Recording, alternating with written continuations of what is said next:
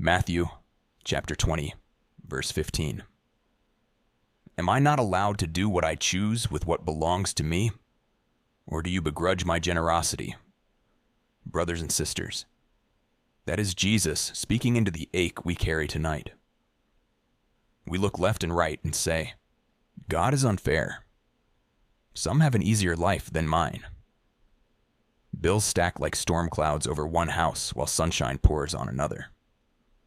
One body walks pain-free while another wakes up with fire in its joints. One resume opens doors while another meets silence. And our hearts whisper, why them? Why not me? Jesus answers with a vineyard. Workers hired at dawn, then at noon, then at afternoon, and even at sunset. At the end of the day, the master pays them all the same. The first crew stares at the coins in their hands and feels heat in their faces. Not because the pay was short, their pay was just, but because grace fell heavy on someone else. Hear it again in the Lord's voice. Am I not allowed to do what I choose with what belongs to me? The kingdom does not run on the clock of comparison. The kingdom runs on the current of grace.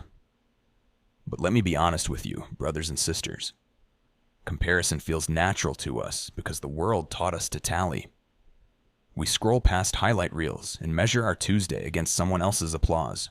We stare across the fence like the older brother outside the party, arms folded, rehearsing the math of what's fair.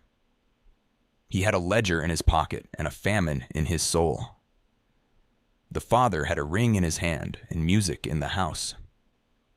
Many of us are standing on porches outside the Father's joy, not because we are unloved, but because we insist that love must look like equity in our direction. Listen to Jesus as he turns to Peter on the shoreline. John had just walked by, and Peter asked, "What about him?" John chapter 21, verse 22. If it is my will that he remain until I come, what is that to you? You follow me. Brothers and sisters, that is not coldness, that is freedom. Your life is not their life. Your cross is not their cross. Your assignment is not their assignment. You follow me, not the algorithm, not the envy, not the rumor, not the easy road. Grace is not fair. Grace is better than fair. The cross is the proof. If God were merely fair, then the wages of sin, death, would be the end of our story. But the Holy One did the unthinkable. The innocent died for the guilty, the righteous for the unrighteous, the shepherd for the sheep who wandered off the cliff. Mark chapter 10, verse 45. For even the Son of Man came not to be served, but to serve, and to give his life as a ransom for many. Brothers and sisters, the ransom is not fair. It is love. Some of you are saying, I hear you, but what do I do with the ache of real difference? Let me speak to the ones who carry heavy loads, the caregiver living in the narrow hallway of long nights and whispered prayers, the worker showing up faithfully while promotions pass like trains in the dark, the single parent stitching 2 jobs together so a child can sleep and eat. Matthew chapter 11, verse 28. Come to me, all who labor and are heavy laden, and I will give you rest. Jesus does not merely call us to stop comparing. He calls us to start coming.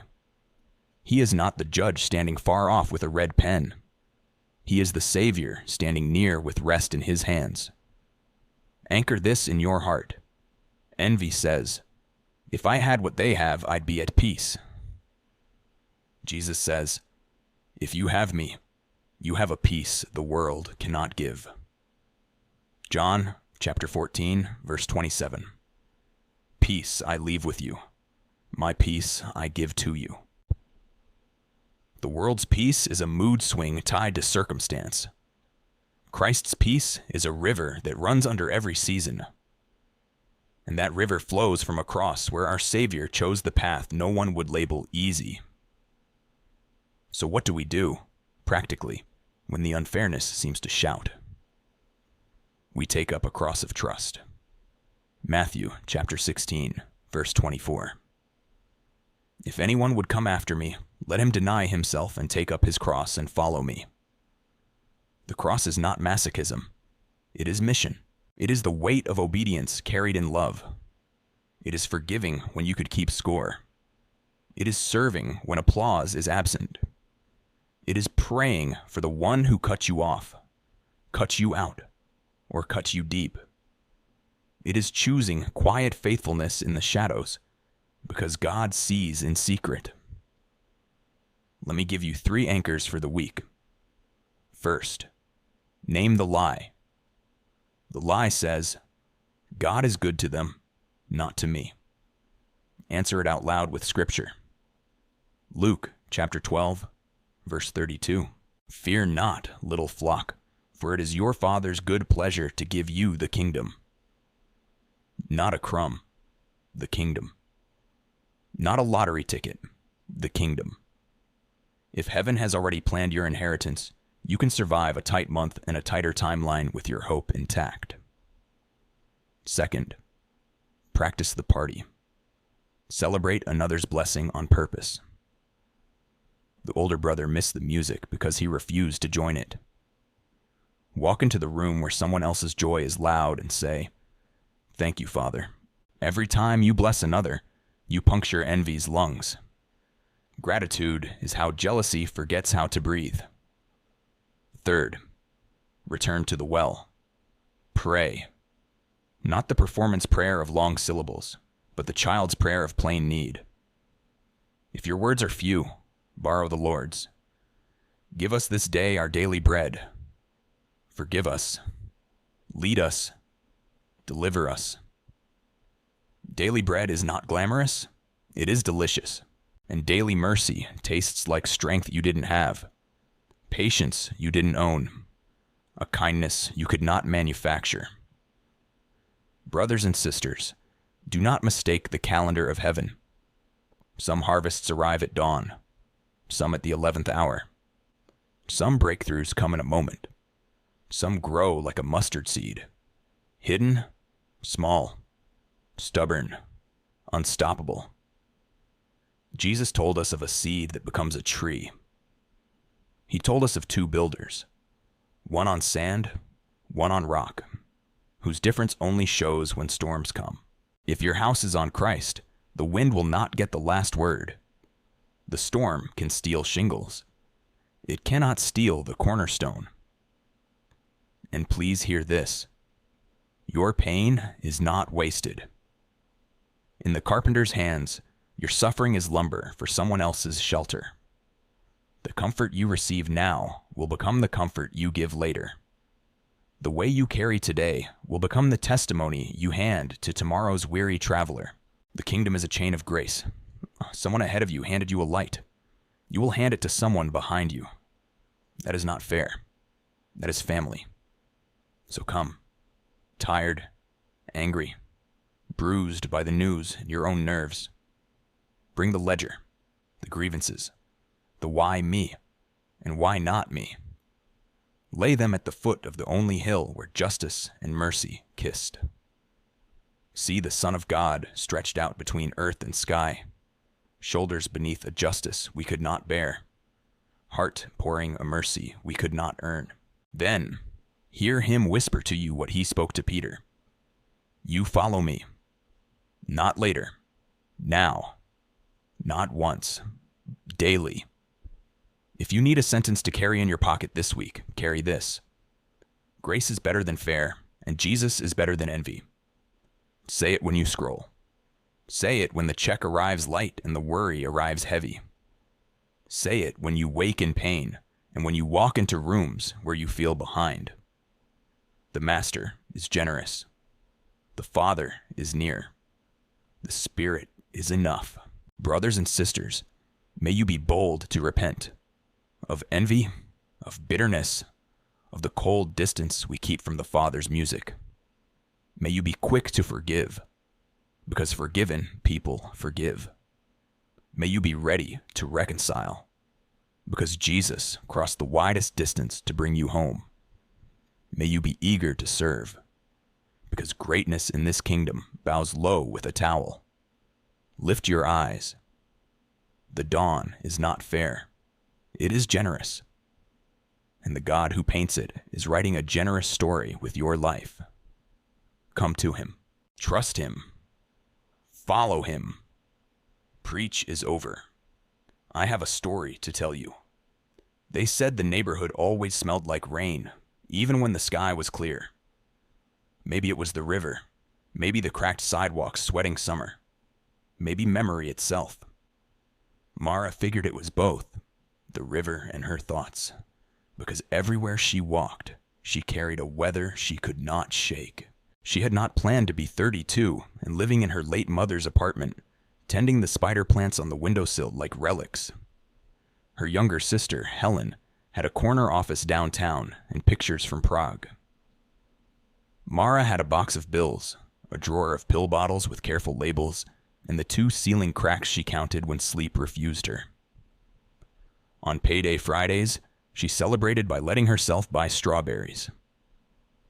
When the layoffs came, it felt like the final proof. The email was polite and empty. She sat at the edge of the bed, staring at the wall where sunlight drew a rectangle like a door she could not open. God is unfair, she said into the room. She didn't say it like a curse. She said it like a diagnosis. She said it like someone reading a weather report. Rain again. 2 days later, she followed the sound of a guitar into the park. A small church had borrowed a corner of lawn. The cheap folding chairs, the plastic table with lemonade, and a crooked sign that read, "Free prayer." It would have been easy to walk past, but the guitar was playing an old hymn her mother used to hum while chopping onions, and grief is a magnet. The preacher was not what she expected. No polished stage, no lacquered smile. He had a face that looked like it had learned to listen, and a beard peppered with years he did not hide. He held a Bible like a letter from someone he loved. When he spoke, it was gentle and unhurried, as if he trusted the words more than his volume. "Brothers and sisters," he said, and Mara almost laughed at the phrase. Who was he calling family in this city where most people did not even look at each other? "Sometimes," he went on, "we stand outside the party with our arms folded, and we call it justice. But inside the house, the Father is singing, and he is not unfair. He is generous." He lifted the book. Matthew chapter 20, verse 15. Am I not allowed to do what I choose with what belongs to me? Or do you begrudge my generosity? The word begrudge snagged Mara like a thorn. She didn't move, but something in her leaned closer.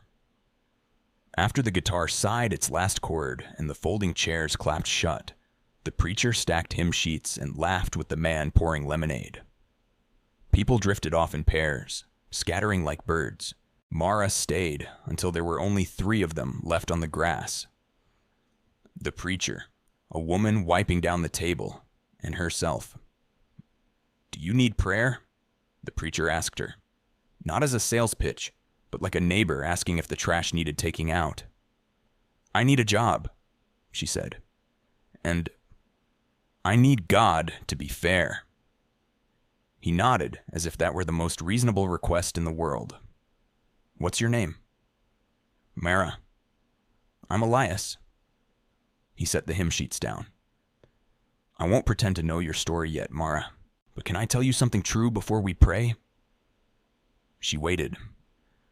"Sometimes fair is the word we use when we want God to be predictable," he said. "But love is not predictable.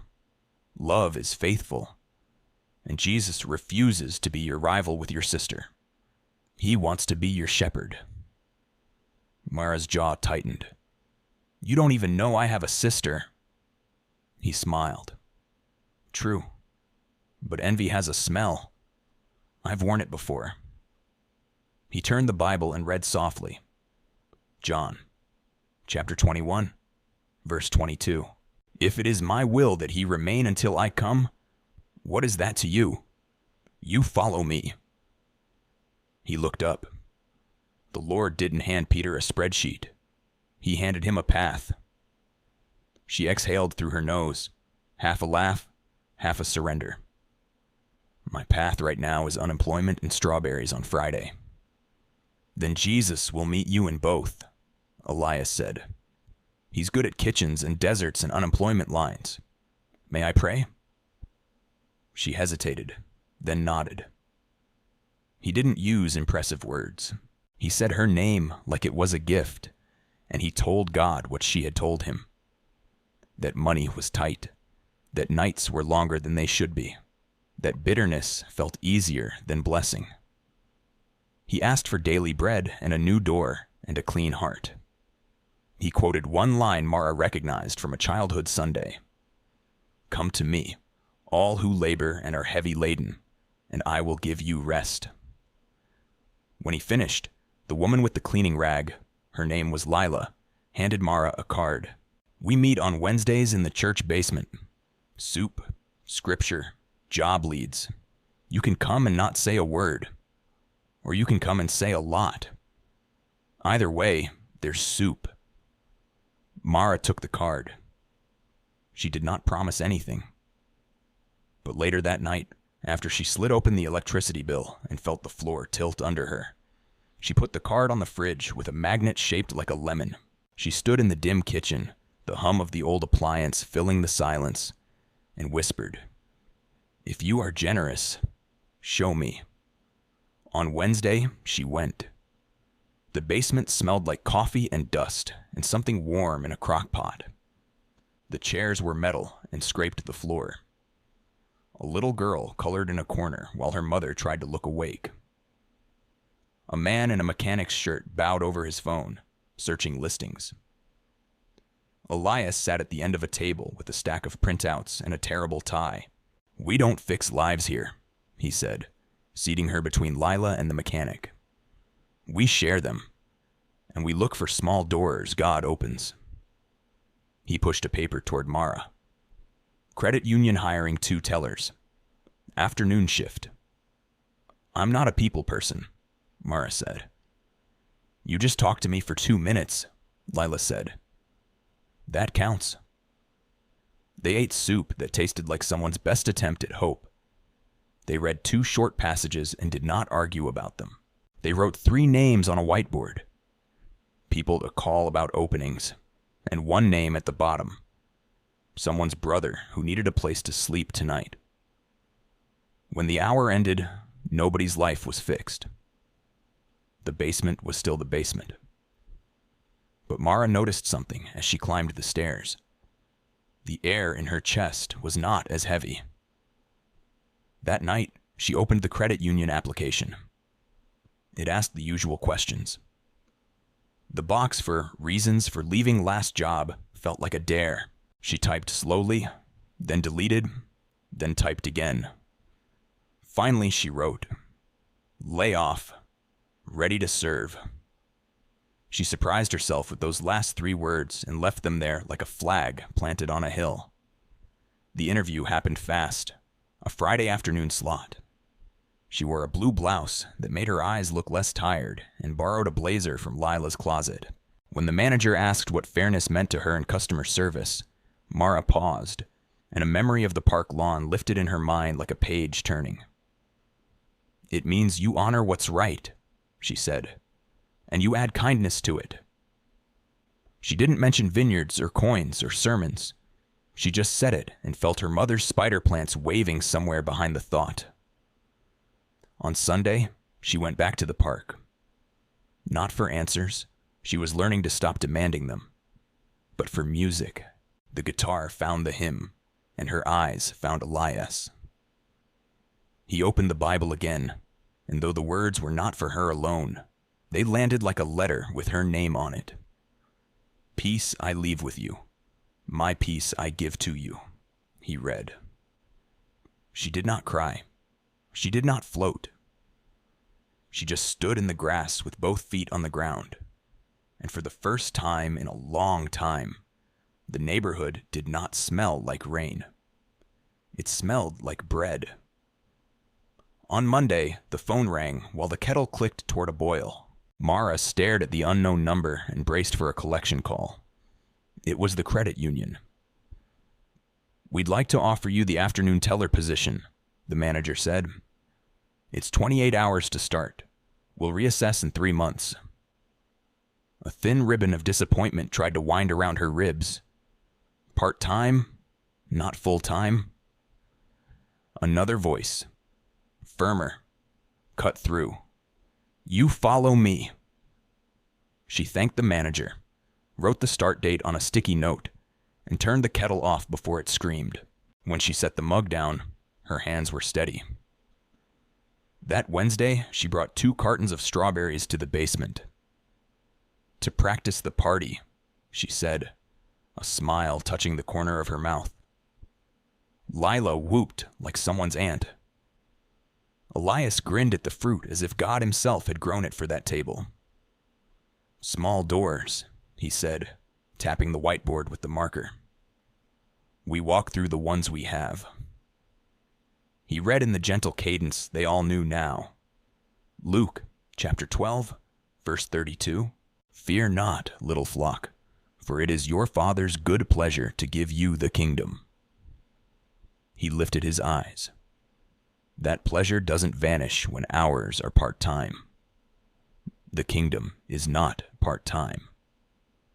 They split into pairs to practice answering impossible interview questions and fielding prickly customers. The mechanic, his name was Theo, muttered through a script while his little girl fell asleep with a crayon in her hand. When they were done, Mara boxed a handful of strawberries for Theo to take home. "Tell her they're from a very generous farmer," she said. "Which one?" he asked. She pointed upward. The first day at the credit union smelled like toner and lemon cleaner. The glass partition showed Mara her own face in faint reflection. She looked like a person stepping onto a small stage in a big city. She greeted customers with the voice she used when she wanted to be kind before she felt kind.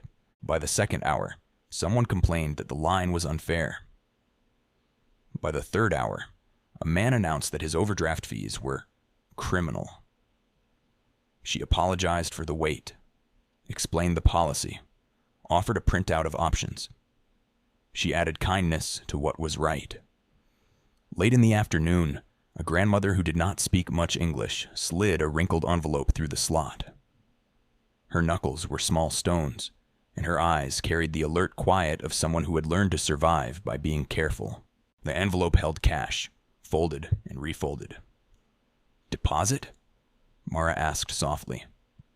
The woman nodded, then hesitated, pointing to a picture in her wallet, a boy holding a soccer ball. "For school," she said, searching for words. "Fee. Paper?" Mara could have pointed down the hall, where a form sat on a rack with its own bureaucracy. Instead, she stepped out from the glass, walked with the woman to the side counter, and filled what needed filling together, line by line. When the receipt printed, the grandmother pressed both hands around Mara's fingers for a second.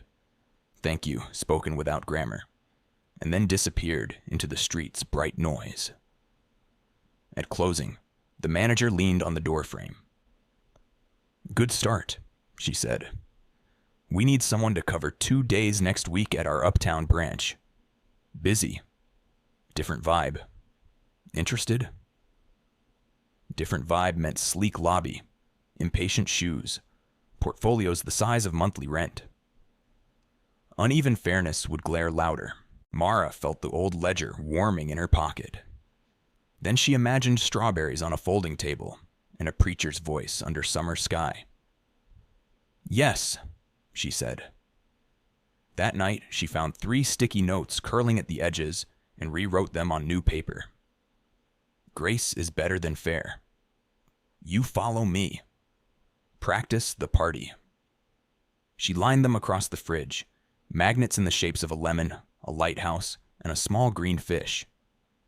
On Thursday, Helen called. "Dinner? I'm free. Actually, I'm free and promoted. I want to celebrate. Mara said yes before the envy could answer for her. The restaurant was all rectangles. Plates, napkins, the windows that framed the city in clean edges. Helen looked like a magazine article about how to be 30 and dazzling. She ordered olives with words that sounded practiced. "It's finally breaking my way," Helen said. "I'll be traveling. Berlin next quarter. It feels fair, you know?" Mara held the cold stem of her water glass and let the words sit between them. "I got a job," she said. "Part-time for now." "That's good," Helen said. The tone was sincere, and also not what Mara wanted. She wanted trumpet blasts, or at least a drum. She wanted a parade for the basement and its soup. She wanted her own Berlin. Instead, she told herself the truth quietly. Practice the party. Celebrate another's blessing on purpose. "I'm proud of you," she said to Helen, and found that she meant it. After dinner, rain had the decency to actually fall. They stood under the awning the way they used to stand under the porch roof as kids, while storms pulled ropes across the sky. Helen took Mara's hand. "I'm sorry about Mom's debt mess," she said, a sudden softness. "I can help with a bit this month. Let me." It was not everything. It was not tidy. But it was bread. The uptown branch was glass and chrome, and conversations that began with numbers. On her first hour, a man in a suit leaned in and hissed, "Your system's unfair," as if she personally designed it. She thought of vineyards and coins, and the master who paid sunset workers the wages of joy. She thought of Jesus answering Peter with a path, not an explanation. She lowered her voice instead of raising it. "I can't change the policy," she said, "but I can show you 2 ways to avoid the fee. And I'll write it down so you remember." The man took the paper like a reluctant truce and left without thanks. But 10 minutes later, a custodian paused on his way past her counter and said, "Ma'am, that lady you helped yesterday? She came back to tell the manager you're an angel." He smiled shyly and pushed his cart on. That evening, she walked home by the river. The city had turned its lights on, and the water wore them like jewelry. A boy slid across the grass chasing a Gus-stolen napkin as if it were a kite. A couple argued gently, their hands still touching. The weather inside her matched the weather outside. Cool, rinsed, in motion. In the basement the next week, Theo sat at the table with a grease stain on his sleeve and a grin on his face. "Got the call," he said. "They're taking me back at the shop, full time." The room erupted. Lila pounded the table with her palm. Someone banged a spoon against a crock-pot lid. For one flashing second, a familiar sting pricked Mara's ribs. Why his full time and not mine? She inhaled, planted her feet, and chose the music over the porch. She reached for the strawberries she'd brought again and poured them into a bowl. "We're throwing a feast," she said. "Don't argue with me." Elias watched her and nodded once, a quiet benediction. Then he opened the Bible and read the old line that landed new every time. Matthew, chapter 20, verse 15.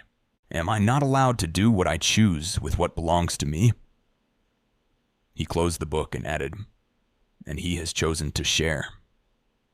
Later, as they stacked chairs, Elias found Mara by the doorway. "How's the ledger?" he asked. "Annoyed," she said, "but quieter." He laughed. Annoyed, but quieter is how sanctification sometimes sounds. He tucked a folded piece of paper into her hand. "A family on Birch Avenue, Mr. Varma. He took a fall. He's okay, but they could use 2 bags of groceries and someone to check the light bulbs. You in?" She thought about her own bill box. She thought about the grandmother and the envelope, about the custodian's shy smile, about the smell of bread where Rain used to live. "I'm in," she said. Saturday morning found her in the tiny foreign grocery where the aisles hum with 3 languages. She chose rice and lentils, turmeric and cardamom, a stack of flatbread wrapped in wax paper, and 3 bruised mangoes that would sweeten in 2 days. At Mr. Varma's apartment, a granddaughter opened the door with a wary face that warmed by inches. The old man sat in a chair with a bandage like a crown. She fixed 2 bulbs and a wobbly chair leg, and when she left, the granddaughter pressed a paper cup of chai into her hands. On the stairwell, the cup steamed against her fingers. The city's hallway smells, curry and laundry and old paint, rose like a liturgy.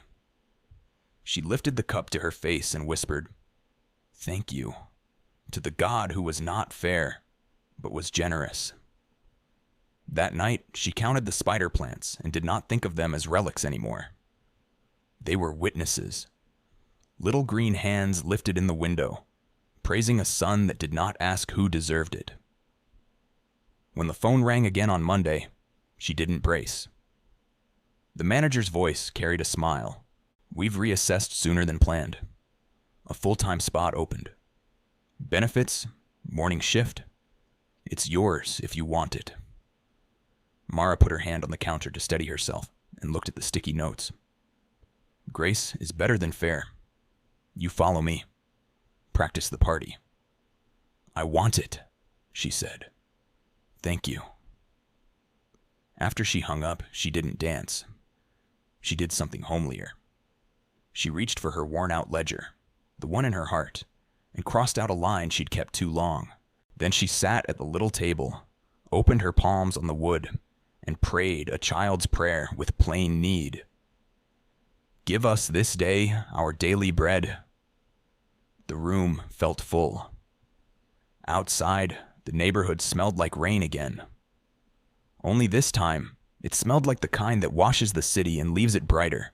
In the morning, she ironed the blue blouse for the last time, like a farewell to part-time, and walked to work early, shoes tapping a steady metronome. The street vendors were just setting out their crates. Peaches blushing under newspaper, tomatoes stacked like red coins. She bought a loaf of warm bread from a baker who let steam escape each time he opened the oven door. She tore off the heel on the corner and ate it standing up, the way someone eats good news. At the branch, the glass and chrome waited with their clean silence. Cassie from window 3, who wore winged eyeliner like armor, glanced over the partition. "Heard you got mornings," Cassie said. It landed like a question that wanted a confession. "I did," Mara said. "It surprised me too." "Yeah, well," Cassie's smile was tight. "Some of us put in years." Mara felt a familiar ledger pull at her. It offered a pen and a list. Things you earned, things she didn't. She reached instead for the quieter tool she'd been learning to use. "I'm still learning," she said. "If you have tricks, I'd take them." Cassie blinked. The armor shifted. "Tricks?" She snorted. "It's mostly making people feel seen. You already do that." "Coffee at lunch?" Mara said. "I'll buy." Cassie shrugged the kind of shrug that means maybe. By noon, the line curled like a river. An older man with a cap tugged low slid a check through the slot. It was written in a hand that had forgotten steadiness. The amount was large. His eyes had the wavering brightness of someone too close to a cliff. "My nephew," he said. "Says it's a windfall." She looked again, studied the signature, the texture of the paper that felt like a smile stretched too tight. Policy was clear. Fairness, too. But fairness without love becomes a gavel. Love without fairness becomes a trap.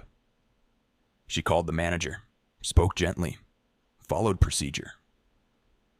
The check was indeed a scam. When she told the man, his mouth folded inward like a closing fist. "It's unfair," he said, voice cracking. They're always cheating someone like me. She stepped out from the glass. Sir, she said, low and steady. It is unfair, but we can stop this one here. And I wrote 2 steps that will make it harder next time. She pressed the paper into his hands. He stared at it, then at her. When he left, shoulders still sagging, he touched the brim of his cap the way country men salute sunsets. At lunch, Cassie took the coffee and the seat across from her in the little back room that smelled like leftover soup and hope. My mom's sick, Cassie said without being asked, stirring a stirless cup. I'm drowning in paperwork. I'm sorry, Mara said. The words felt too small. She offered what she had. If you need a night off this week, I'll swap. Cassie studied her face for the trick. Finding none, she nodded. Okay. That night, Mara told the basement about the full-time shift and about Cassie's mother. Theo drummed the plastic table with his fingers like a happy engine. We feast, Lila declared, wielding a ladle. And we pray for Cassie's mom. Elias opened the Bible and read like a carpenter inspects a beam before setting it in place. Matthew, chapter 7, verses 24 through 25. Everyone then who hears these words of mine and does them will be like a wise man who built his house on the rock. And the rain fell, and the floods came. But it did not fall, because it had been founded on the rock. He glanced toward the ceiling as if listening for storm clouds. Let's keep building. After the amen, he slid a folded flyer toward Mara. Saturday, he said. We're doing a cleanup along the river. The storm drains are choked. The city sent bags. We'll provide hands. Hands I have, she said. On Thursday, Helen texted a picture from the passport office. Pinned hair, bright smile, the caption, Berlin. Here I come. For a heartbeat, the old ache rose. Some have easier. Then a different ache overtook it. The ache of wanting her sister's joy more than her own victory. She typed, Proud of you. Send me a stupid number of photos. And added 3 strawberries and a cardinal emoji for no reason except that she liked the way they looked together. On Saturday morning, the river wore a gray scarf and moved like a patient animal. They fanned out with grabbers and bags, pulling bottles and winter's leftovers from the grass. Theo brought his daughter, who wore boots 2 sizes too big and declared herself captain of the far bank. Cassie came too. She arrived with circles under her eyes and took a bag without comment. Elias greeted each person with their name, like he was returning it to them polished. A boy from the neighborhood biked up and skidded until gravel clicked like teeth. Why you cleaning that? City don't care. Elias smiled. Maybe the city doesn't, he said, but the king does. The what? Come back in 20 minutes, Elias said, and you'll see the water looking like it got a good haircut. He pointed at the boy's bike. Wheels move easier on a clean path. The boy came back. He did not admit he was impressed, but he stayed to help. Mara worked near the bend where the bank dropped abruptly. The mud took her shoe more than once and did not want to give it back. She laughed out loud at the tug of war and thought of all the things she had been slowly pulling her foot out of. Bitterness, fear, the old habit of reading life like a lawsuit. Elias's voice floated over the grass with the unforced authority of someone who had practiced saying simple things for a long time. Brothers and sisters, he called. If you see sharp glass, call it out. Someone coming behind you may not see it. Preaching even to the river, Lila muttered. Rivers listen, he said. By noon, they had 6 bulging bags and a pile of plastic that could have built a throne for a very sad king. They ate oranges that left their fingers shining and bread that someone had wrapped in a towel. Cassie sat on the curb and pressed her palms over her eyes. "Mom's scan was bad," she said quietly when Mara sat beside her. "I keep wanting a fair universe." "It's okay to want it," Mara said. "I still do sometimes." "What do you do with the wanting?" "Some days, I bring it to a folding table by a river," she said, smiling sideways. "And I ask Jesus to be better than fair again." Cassie made a sound that was not quite a laugh. "Does he take requests like a DJ?" "He takes people," Mara said, "and then he plays something better than what we asked for." In the afternoon, a bruise of clouds gathered over the city. Rain came hard and sudden, the kind that makes everyone swear allegiance to awnings and bus stops. The river rose and pressed its broad chest against the bank. Water spilled into the storm drains they'd cleared hours before and rushed like relief through metal mouths. The basement flooded. It started at the door, just a thin line of water creeping over tile, shy as a cat. Then it quickened into boldness. Theo waded in with a mop like a flag. Lila stacked the hymnals on plastic bins. Elias brought in a shop vacuum that looked as old as the building and roared like a dragon that had taken a vow to protect. Mara laughed in the doorway and rolled up her jeans. "This is not fair," Lila said, hair plastered to her forehead. "True," Elias said, pushing the vacuum's hose like a plow. "But this will make an excellent parable later." "Don't you dare," Lila said, and then she grinned. They worked until their shirts clung and their shoulders shook. The little girl drew a boat on the whiteboard and put stick figures with umbrellas inside it. At some point, the water stopped insisting. It lingered in corners like sulking. They propped the door open to the damp street, and the city sent in a breeze to help. Elias leaned on the vacuum and caught his breath. He lifted the Bible from a high shelf where someone had saved it and held it up with two wet hands. Mark, chapter 4, verse 31. He read, smiling at the oddity of Scripture in a soaked room. "It is like a grain of mustard seed. When it is sown, it grows up and becomes larger than all the garden plants." He tapped the floor with his shoe. "We just watered the seed."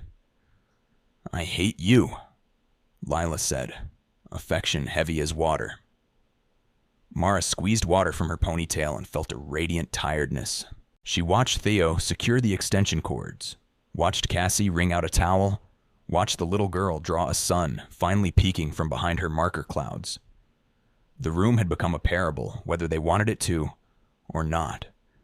Two builders. A flood. A foundation not giving way. On Sunday back at the park, the grass glittered with yesterday's rain, and the guitar sounded like it had learned to sing underwater. People brought lawn chairs and damp sandals. A city pigeon strutted through the gathering like an usher. Elias lifted his voice over the breeze. "Brothers and sisters," he said, "some of you think God is unfair. Some of you are right, by the rules we wrote. But the master pays wages we didn't earn and gives a kingdom we cannot bankrupt." John, chapter 14, verse 27. "Peace I leave with you. My peace I give to you."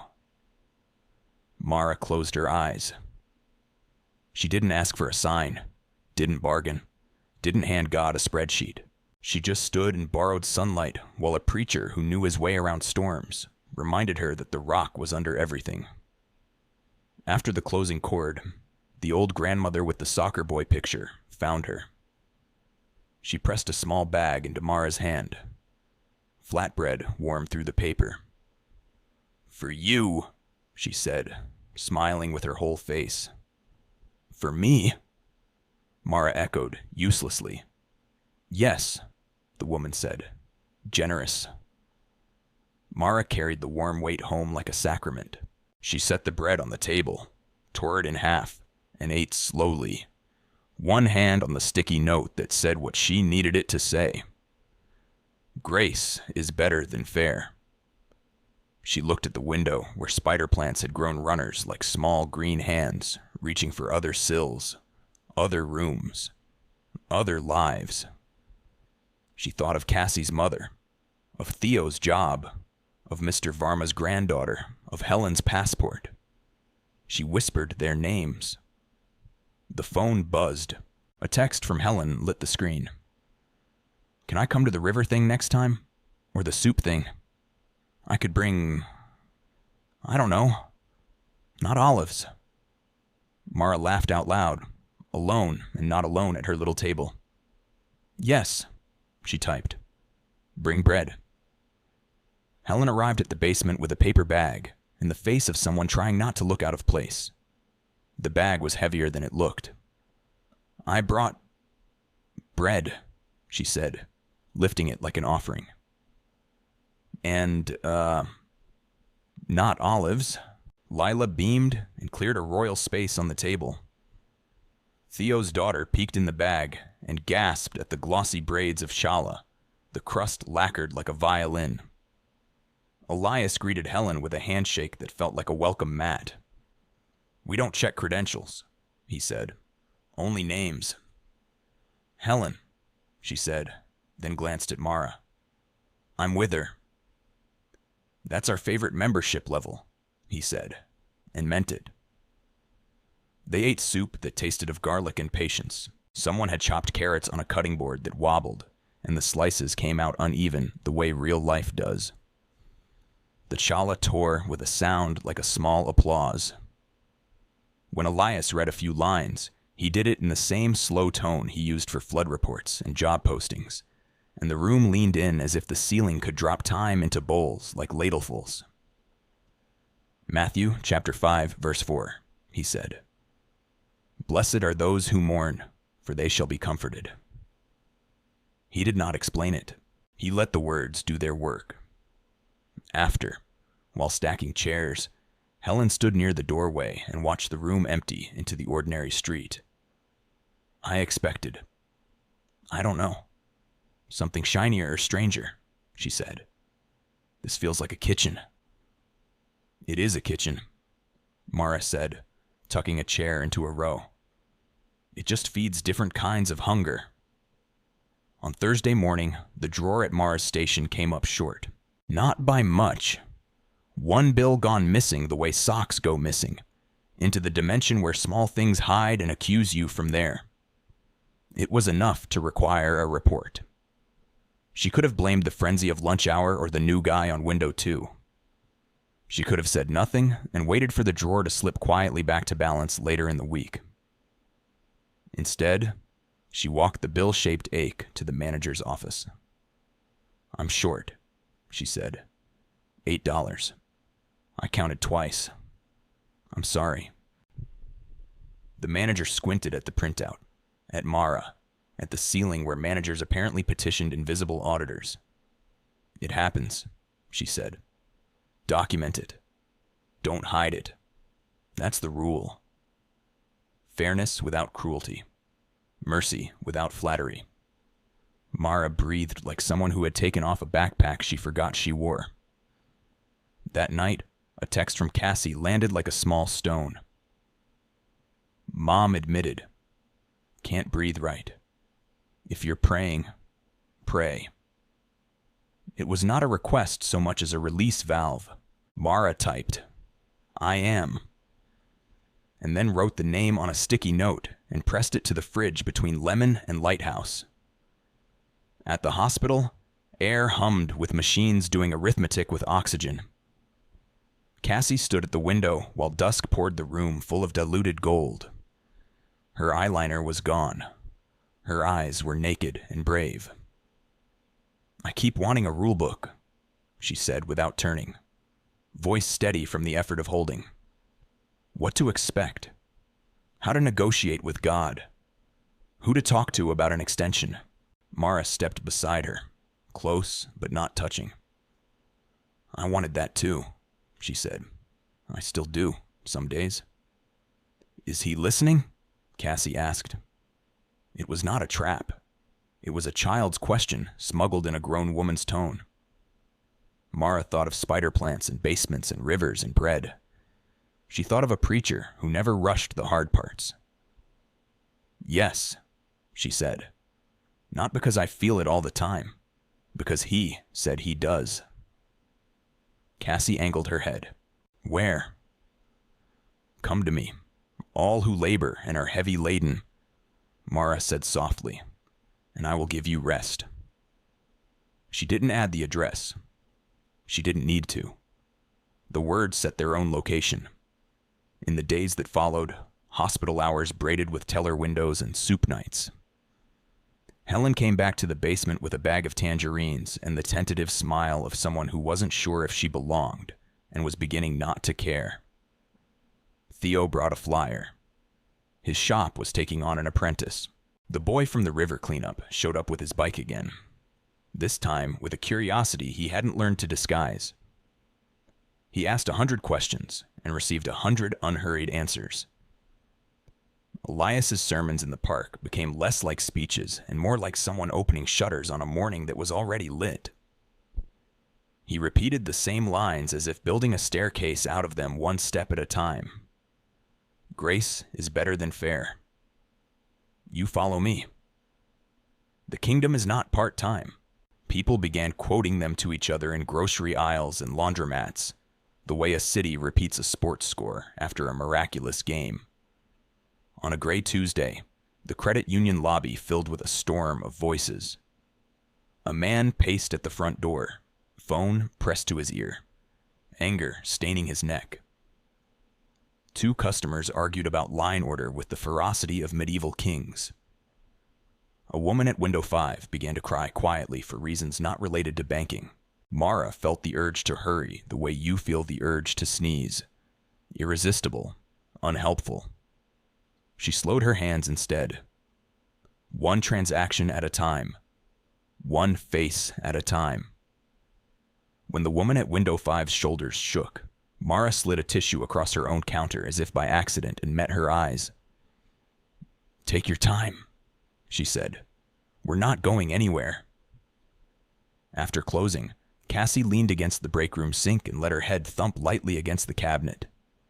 "Hospice," she said into the wood. They said the word like it was a hallway. I don't want to walk down it. "Can I go with you?" Mara asked, rinsing a mug. Cassie looked over, startled. "You would?" "Yes." Hospice was a hallway, and also a garden. Someone had planted lavender where people brought their last breaths. The room was quieter than the hospital. The machines gentler, like whispered math. Cassie's mother slept, face smooth with the terrible mercy of morphine. Cassie sat and folded her hands and then unfolded them, as if waiting to be told what posture matched grief. Elias came once, not as a spectacle, but as a man who knew how to sit. He did not hover with his Bible, but when Cassie asked for words, he opened it like a door he lived behind. John, chapter 14, verse 27, he read, voice low, "Peace I leave with you, my peace I give to you." He closed the book and added, "He meant that sentence in rooms like this." "How do you know?" Cassie asked. Not hostile, just tired. "Because he said it on a night full of dread," Elias said. "And then he walked into a darker hour than this one and carried it all the way through."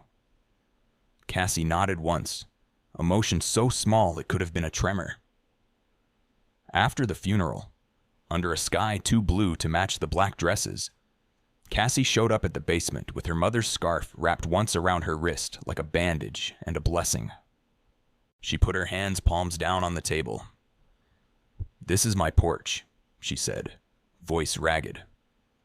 "I don't want to stand outside the music." Lila moved first, arms around her like a wave. Theo put the kettle on. The boy from the river cleanup sat straighter, as if he understood something invisible had just happened, even if he couldn't name it yet. In the weeks that followed, Mara noticed the ledger in her chest become a notebook. It held names now more than numbers. On the way to work, she prayed them one by one, the way a person checks pockets. Cassie. Theo and his daughter. Mr. Varma and the granddaughter. The grandmother with the envelope. Helen. Helen's Berlin trip approached like a bright train. On the last night before she flew, they stood in Mara's kitchen with takeout cartons and silly paper crowns from a party store, because ceremony helps when your heart is heavy and happy at once. "You know what's weird?" Helen said, picking at a noodle. "I used to think church was a place people went to pretend. This basement thing, it feels like the opposite." "It is," Mara said. "We drag real life down those stairs and let God hold the messy ends." Helen bumped her shoulder. "Pray for me?" she asked, like a dare. Mara did, not with poetry, but with the plain words she had learned to love. Give her daily bread. Give her courage. Give her people who will be kind and honest. Lead her. Deliver her. She opened her eyes and found Helen's eyes wet and fearless. At the airport, the hug lasted long enough to confuse the people behind them in line. "Send me everything," Mara said. "Even the boring stuff." "Especially the boring stuff," Helen said. "That's where we live." When Mara stepped back onto the train platform, the city exhaled around her. A bus sighed. A saxophone argued with traffic from somewhere down the block. She thought, suddenly and without reason, of the old grandmother's flatbread and Elias's terrible tie, and the way Rain had taught her to listen. On Sunday, near the end of the park service, Elias closed his Bible and spoke into the wind. "Brothers and sisters," he said, "some of us came here keeping score. Some of us will go home counting grace. Same eyes, different math." He smiled, the kind that folds sorrow and humor into the same line. Matthew, chapter 20, verse 15. "Am I not allowed to do what I choose with what belongs to me?" He let the words stand like a gate everyone could walk through. Mara stood, hands empty, heart full, and decided again to walk through. The week bent toward heat. The park's trees wore a tired green, and the air over the river trembled. Mara drank from a paper cup and watched two toddlers argue over a shovel with the seriousness of senators. Life kept happening in unremarkable stitches, and she found herself grateful for the thread. At the branch, a memo announced an audit. People began to move with the cautious carefulness of dancers on a crowded stage. The manager's voice sharpened. Cassie's smile thinned back into armor. Mara felt the old anxiety rise like a tide under a door. On Thursday, a woman in a neat cardigan came to her window with a check and a story that arrived in an orderly voice. The rent was due. Her son's inhaler was empty. This was a loan from a friend of a friend. The check smelled wrong, the way spoiled milk smells wrong even in a clean glass. Policy said hold, investigate, freeze. Mercy said listen longer. "I can't release funds on this yet," Mara said, choosing each word like a breakable dish. "But I can help you fill a hardship application, and I know a pantry that will give you groceries today." She slipped a flyer through the slot. The woman's eyes narrowed with the embarrassed fury of someone who'd spent all morning being told no. "Then what am I even doing here?" she snapped. "Trying not to drown," Mara said. "Me too." The woman stared, the fury cooling a degree, then took the flyer. "If this pantry is awful, I'm coming back," she said.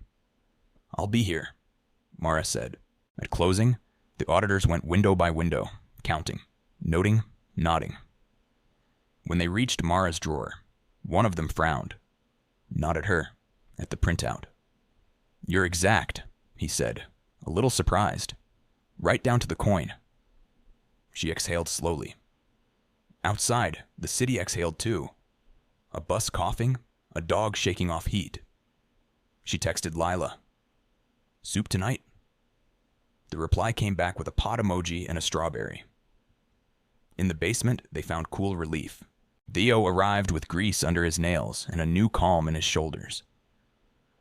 The boy with the bike hovered at the doorway until Lila waved him in and plunked a bowl in front of him like a grandmother who didn't need DNA to claim someone.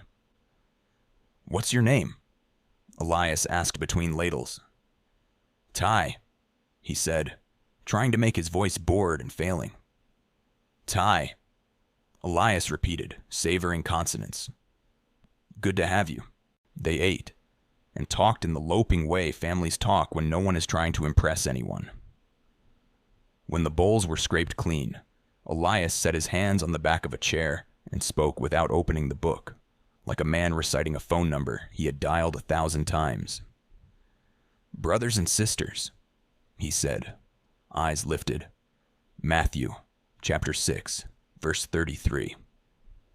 "Seek first the kingdom of God and his righteousness, and all these things will be added to you." He smiled at Ty. "All these things is God speak for bread, rent, hours on the schedule, breath in your lungs. It may not be the timing you wrote, but it will be the timing he keeps." After, Mara rinsed bowls at the sink while Ty hovered with a towel, pretending not to be waiting for instructions. "You always do church like this?" he asked. "Like what?" "Like soup and fixing light bulbs and picking up trash." "Pretty much," she said. "Sometimes we also sing off-key." He snorted. "I could help with the trash picking." He added quickly, "If I have nothing else better to do." "We'll risk it," she said. Helen's texts from Berlin began to arrive at odd hours. Photos of street murals and a market stall with pyramids of cherries, a rainy square with cyclists slipping past like pencils. In between the beauty, a note. "It's lonely, M. People are kind, but I don't have a porch yet." Mara sat on her bed with the phone's light painting her hands and thought of a preacher's voice under trees. She sent a message. "Ask the concierge if there's a small church near you that meets midweek. Not fancy. Soup helps." She added, "I'm praying." Minutes later, a reply. A picture of a handwritten flyer with a street name and the word Begegnung, meeting. At the branch, Cassie's face told the story before her words did. The hospice hallway had finished its sentence. They stood by the break room microwave and let silence have the first word. Then Cassie leaned her forehead against Mara's shoulder for exactly 3 seconds. When she stepped back, she spoke like someone adjusting to a new gravity. "I need to go to the service and then sit on my couch and not move," she said. "Can you cover my Friday morning?" "Yes," Mara said immediately. It put her at the window for 6 days straight. She felt the tug in her bones and answered it anyway. The kingdom is not part-time. Friday mornings came wrapped in heat. A man in a construction vest deposited a stack of small checks earned honesty hard under sun. An artist in paint-splattered jeans changed 20s for a pile of coins like folk music. Mr. Varma's granddaughter appeared with a tiny bag of cardamom and an update. His stitches out, his pride intact, as if she had known to find this station part of his care. At noon, a new email dinged. The audit had come and gone. The branch had passed. The manager made a half speech near the copier, where the heroic and the ordinary share fluorescent lighting. "Good work," she said. "Especially you, window 1. Her chin tipped toward Mara with the brisk generosity of a coach. After the shift, Mara went straight to the park. She brought 2 loaves of bread, one from the grandmother, one from Helen's favorite bakery, a tribute from far away. The guitar man tuned a string until it found its true note. People gathered in the way birds do, landing, adjusting, deciding to stay. Elias read from the Sermon on the Mount because some weeks require nothing less than the sender. Matthew, chapter 5, verses 10 through 12. He said, voice steady over cicadas. Blessed are those who are persecuted for righteousness' sake. Rejoice and be glad, for your reward is great in heaven. He closed the book and glanced at Cassie in the third row, at the scarf now tied in her hair. There is a reward that begins here too, he said softly. It is not the reward of fairness, it is the reward of his nearness. Ty sat cross-legged near the front, a bag of chips balanced on his knee. Halfway through the closing song, he stood up as if against his own will, embarrassed courage, and said too loudly, "Can I say something?" Lila passed him the portable mic like a torch. "I ain't church," he started, grimacing at himself. "But I seen y'all clean the river and not leave when it flooded in here. And that lady," he jerked his chin vaguely at Mara, "she helped my aunt at the bank when everybody else made her feel stupid." He swallowed. So, thanks." The crowd didn't clap. They did the better thing. They murmured a sound that meant they recognized themselves in a boy trying to find a porch he could step onto without tripping. Afterward, Ty wandered near the folding tables. "Theo," Elias called. "Didn't you say the shop needs hands Saturday mornings?" Theo scratched his jaw. "We do." He looked at Ty. "You like engines, or you just like making noise with them?" Ty grinned despite himself. "Both." "Show up at 8, Theo said. "We'll see if you're late." "I'm never late," Ty lied. "Good," Theo said. "Be on time." On the way home, the city smelled like hot stone and bakery sugar. A breeze from the river lifted hair from Mara's neck and made the spider plant runners in the window dance when she opened the door. She set Helen's bread beside the grandmother's and tore little pieces from both, eating them with butter and a patience she had not practiced 2 months ago. That night, a text from her former supervisor blinked onto the screen, the one from the job that disappeared via email. "Saw you at the branch today," it read. "I ducked out. Embarrassed, I guess. I didn't fight for you like I should have. I'm sorry." Old hurt rustled like a curtain. She could have ignored it, could have written back a fair ledger's worth of arrows. She thought of the porch outside the father's party, of arms folded and music muffled. She typed, "Thank you for saying that. I forgive you. If you ever need soup, there's a basement on 3rd Street." A long time passed with the 3 dots blinking like a heartbeat. "I might," came the answer. "Is there a back row?" "There's a corner by the coffee," she sent. "No one stares there." Sunday unfurled like a ribbon of ordinary joy. The guitar found another hymn. Elias smiled at the thought of a parable he hadn't written, but had watched God compose in small scenes. He lifted the Bible. "Brothers and sisters," he said. John, chapter 6, verse 35. "I am the bread of life. Whoever comes to me shall not hunger, and whoever believes in me shall never thirst." He looked out over the park at faces that knew lines and losses and river mud and audits and airports. "We have eaten a lot of bread together. Let us keep coming to the table that never empties." Mara stood in the shade of a maple, the sticky notes in her mind now as steady as lit windows. She did not feel finished or fixed. She felt found. And that, she realized, was better than fair. 2 weeks later, a letter from the city arrived in the church mailbox with the stern dignity of official paper. Lila read it twice and carried it to the basement like bad news in a white envelope. "Complaint from a neighboring building," she said, dropping it on the table. "Noise, crowding, unauthorized assembly. They want a permit fee we don't have and documentation we've never needed. We get a hearing in 30 days. Unfair," Theo said, which was not a complaint so much as a measurement. Elias ran a thumb along the crease and nodded slowly, as if he were feeling for a splinter. "Okay," he said. "We'll pray. We'll prepare. We'll not panic." Ty sprawled in a chair like teenagers inventing new furniture shapes. "Can't we just meet somewhere else?" "We can," Elias said. "But this room is a kitchen for a lot of souls, and kitchens matter." The next evening, Mara stopped by Mr. Varma's with a bag of jasmine rice, then walked home by the river with the Letters Worry humming like a low fridge.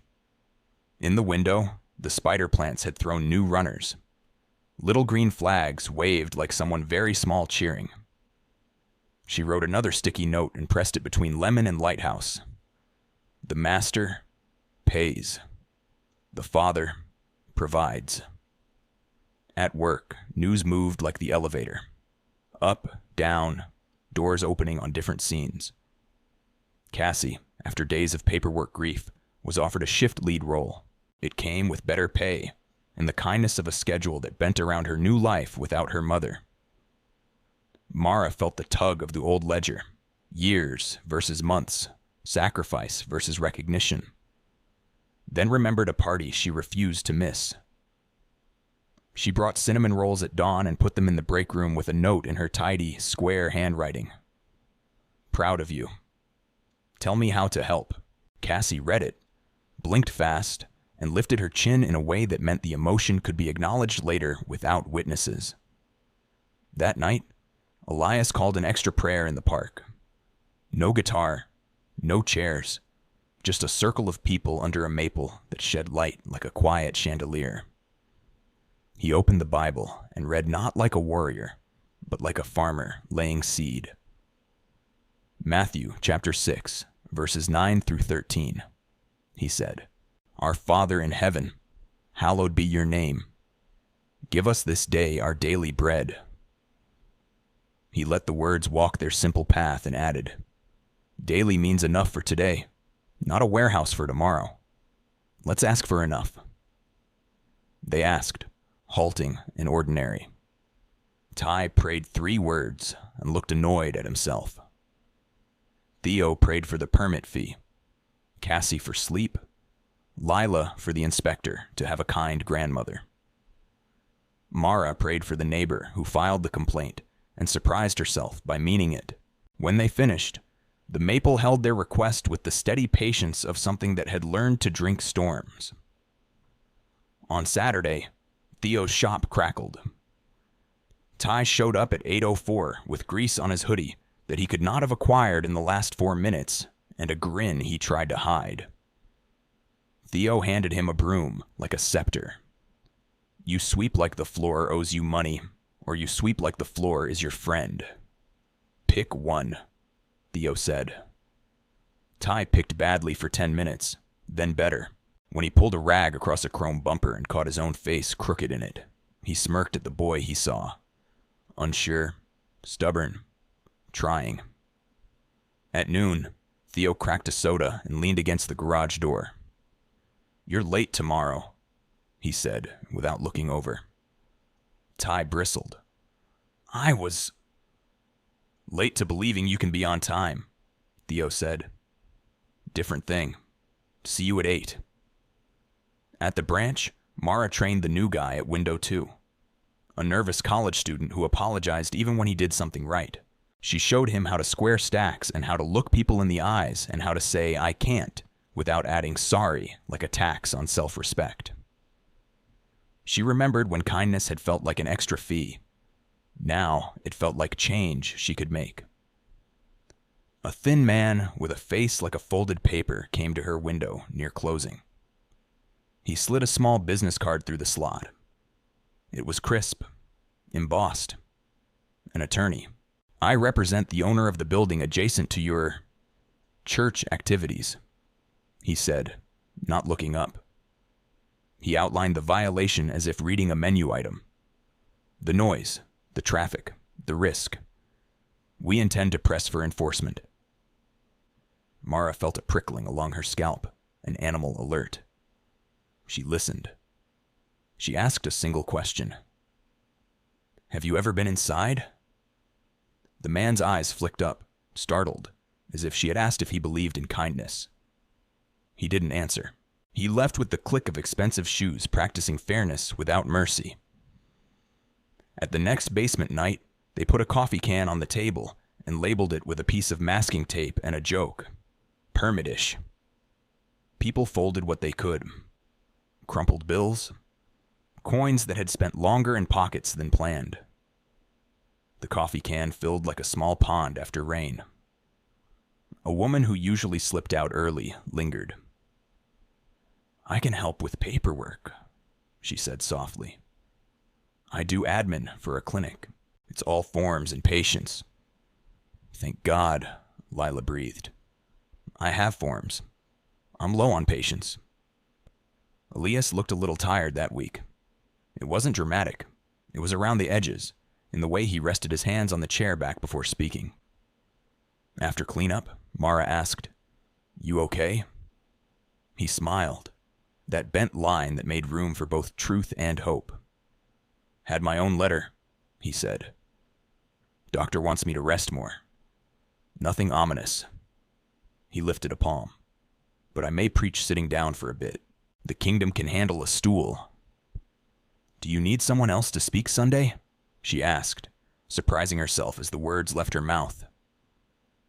He studied her for a second, as if testing the grain of a plank. "I think the park could use your voice for 5 minutes," he said. "Not a sermon, a story." She wanted to say no.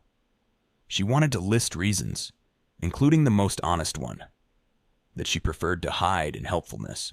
Instead, she said, "I can tell a small story," and went home to stare at her ceiling cracks and pray a prayer so short she almost missed it. Help. Sunday came with a sky like a clean shirt. The guitar man played quieter than usual, as if he knew a story was coming. When Elias nodded toward her, Mara's legs felt like new foals, awkwardly tall. She stood in the familiar grass and held the little mic like it might dart away. "Brothers and sisters," she began, and the phrase tasted strange and right in her mouth. "I thought God was unfair. Some days I still do. I lost a job and some hope and most of my patience." The crowd did not blink in pity. It breathed in recognition. A preacher in a park read a sentence I couldn't ignore. "Am I not allowed to do what I choose with what belongs to me?" And it felt like God asking if I would let him be generous, even if it didn't look like the math I wrote. She looked at Cassie, at Theo, at Ty pretending not to listen, at the grandmother, at Mr. Varma's granddaughter leaning on her bike. "I work at a bank," she said. "I count for a living, but I'm learning the kingdom's math.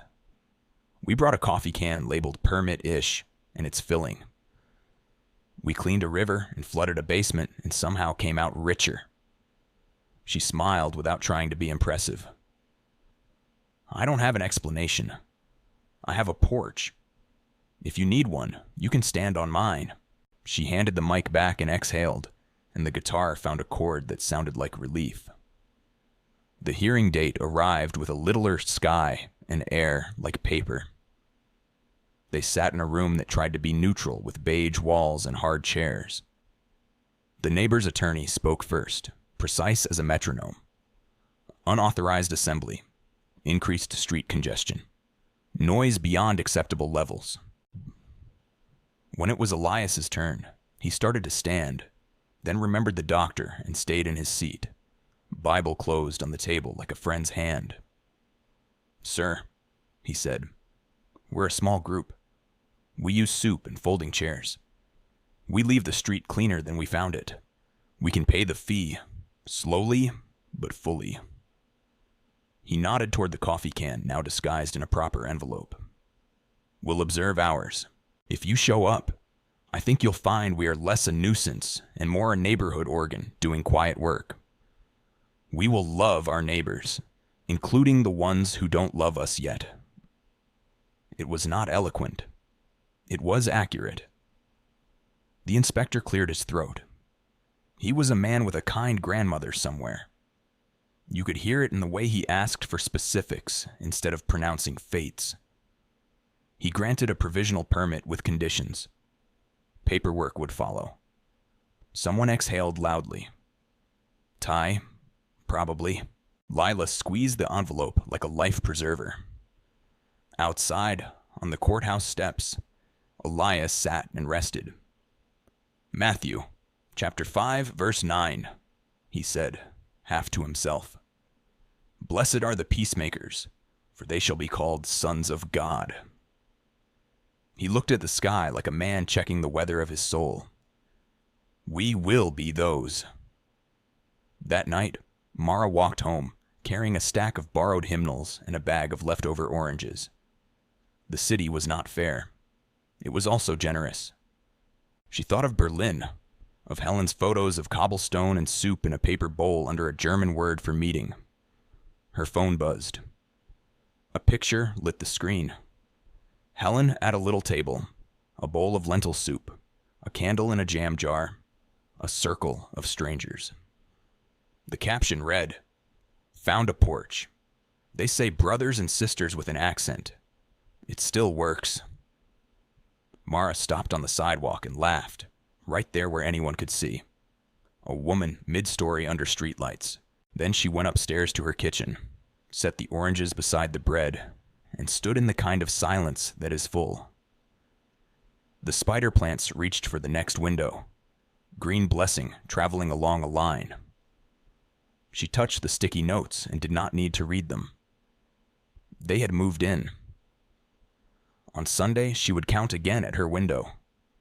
On Wednesday, she would carry soup. On Saturday, she would show up at the shop to see if Ty was on time. Life would not sort itself into fairness, but Grace had sorted her into family. And that, she knew now, was the better math.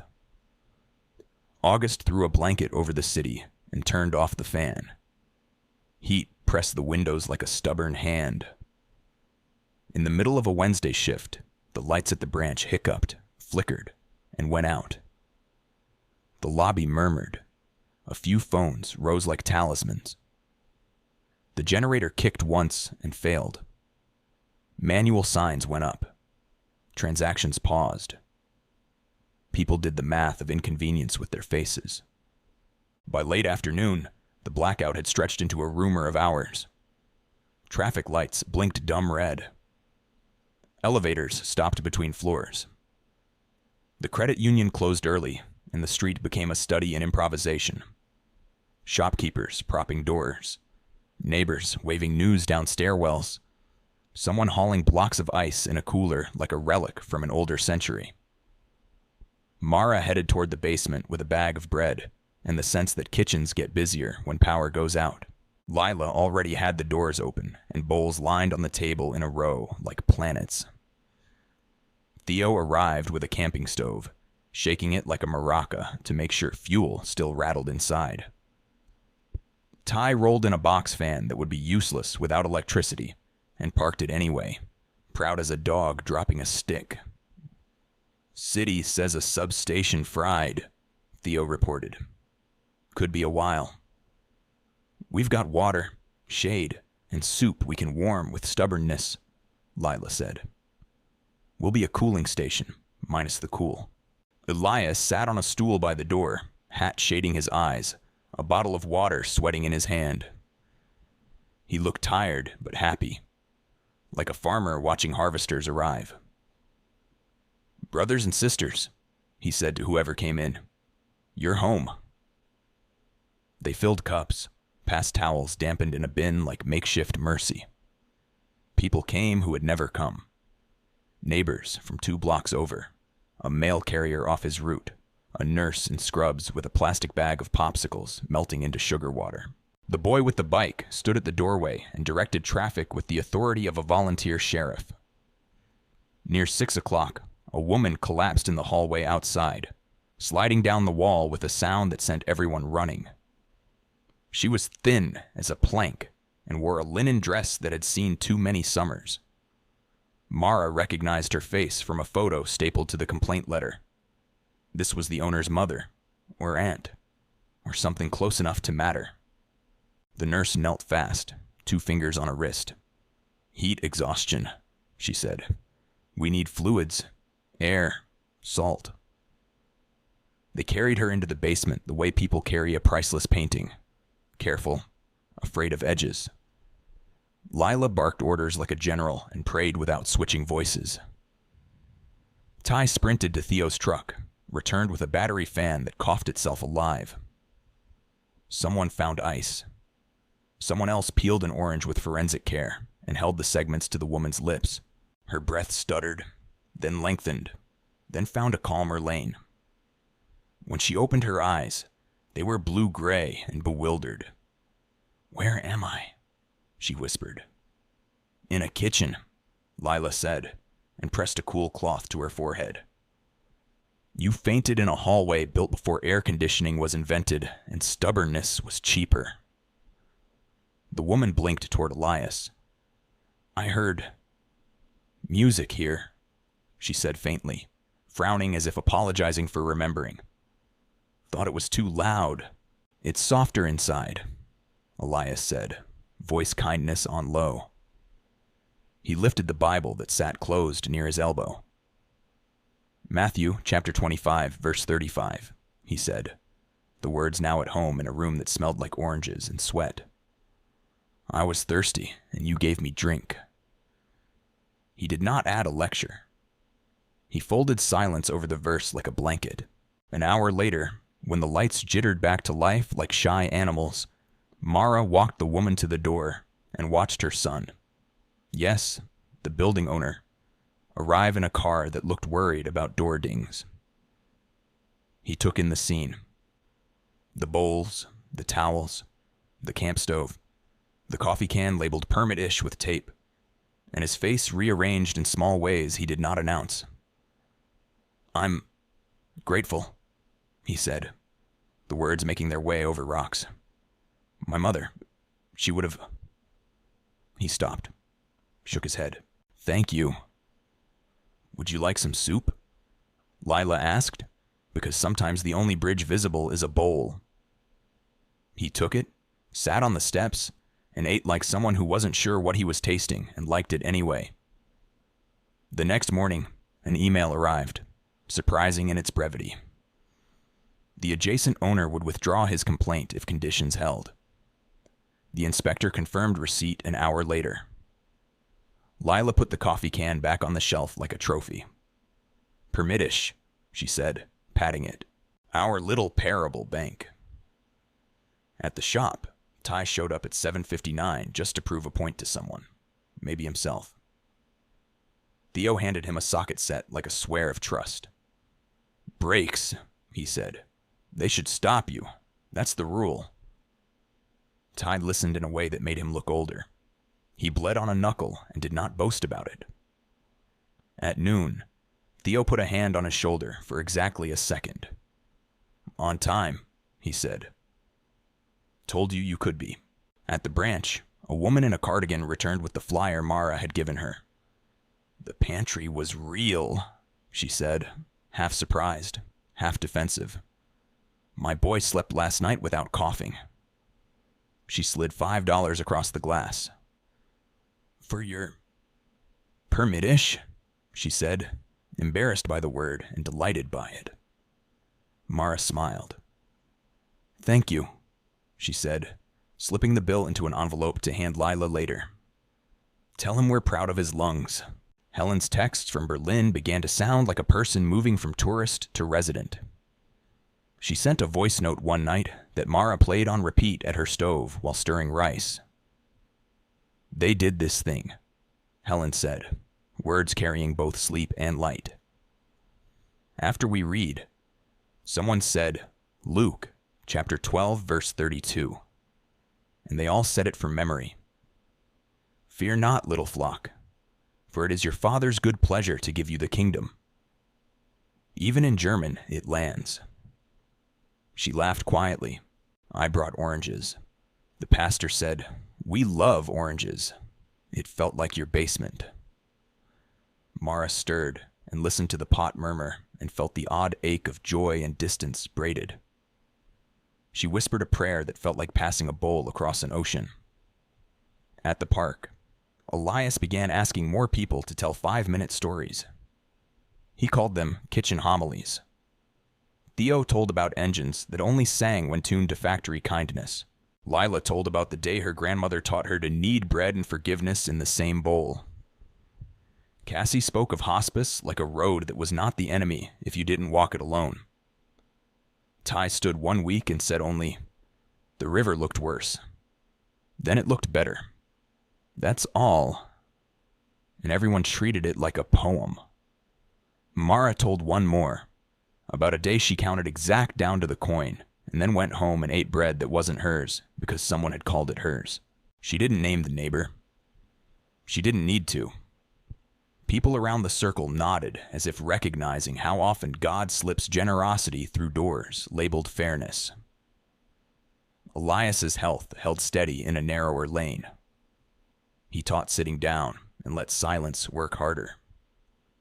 His preaching grew spare and strong, as if storms had sanded it to something smooth enough for tired hands to grip. On a Sunday when the sky tried on a cooler blue, he lifted his Bible and smiled at the park like a man greeting old friends. "Brothers and sisters," he said, "I want to teach you the smallest sermon I know. It has 4 words. Ready?" He waited for the wind to hush. "You follow me." He let the words fall like nails down a board. John, chapter 21, verse 22. "If it is my will that he remain until I come, what is that to you? You follow me." He looked around at grief and gain, at ordinances and oranges, at engines and empty chairs waiting for returners. Do this, and you will find yourselves where grace keeps surprising you. Do this, and fairness will stop being your God. Afterward, a man Mara hadn't seen before, cheeks gnarled by years, beard like a brush, stood by the lemonade and cried without drama. When she asked if he wanted prayer, he said, "I stole more than money this year." And Elias, hearing that sentence from across the grass, came like a shepherd across hills and put a hand on the man's shoulder, the way rescue dogs put paws on lap edges. Mara watched, not as a voyeur, but as family, the way you watch a birth or a crucial bolt tightened. In the weeks that followed, the basement hosted a new kind of meeting once a month, a skill swap. A mechanic taught oil changes to single moms. A nurse walked through inhaler tricks. Cassie laid out a spreadsheet like a map and showed 2 teenagers how to budget allowance and dream at the same time. The grandmother taught flatbread to anyone who wanted their kitchen to smell like kindness. Mr. Varma's granddaughter drew flyers the color of late fruit and taped them to bus stops. One night, the adjacent owner's mother came down the stairs with a jar of pickles like a peace treaty. She looked around and smiled at the soup line without apology. "I heard the music," she said to Lila. "It is softer inside." "Most good things are," Lila said. Mara kept counting at her window. She kept setting bowls on tables. She kept a lemon, a lighthouse, and a little green fish on her fridge. Not as superstition, but as a shorthand for a god who had taught her to trade ledgers for loaves. She did not get everything she asked for. She got better things she didn't know to request. The neighborhood began to smell like rain again, and when it did, no one panicked. People moved chairs in from porches and left the doors unlatched. Somewhere, a pastor in Berlin said brothers and sisters in a language that rolled its R's. Somewhere across town, a boy wiped grease from his hands and arrived at 8 on the dot. Somewhere in a park, a man with a tired heart lifted a small Bible and said 4 words that had become a way to walk. And Mara, found, not finished, kept walking. Autumn arrived like a long exhale. Heat loosened its grip, and the river changed colors. Steel to pewter, to a kind of blue that made everything seem newly washed. The park's grass grew shaggy around the edges, softening the footprints of a summer's worth of folding chairs. At the branch, The days settled into a rhythm that felt like a heartbeat. Open, greet, count, listen, serve, balance, close. Mara learned the names of people's dogs and the way a widow's ring finger twitched when she told a story. She learned to spot the difference between anger and fear, between hurry and hunger.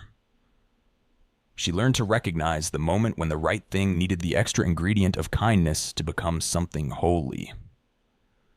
On a Tuesday, the manager called her into the office with a stack of papers and a face that tried to be poker still.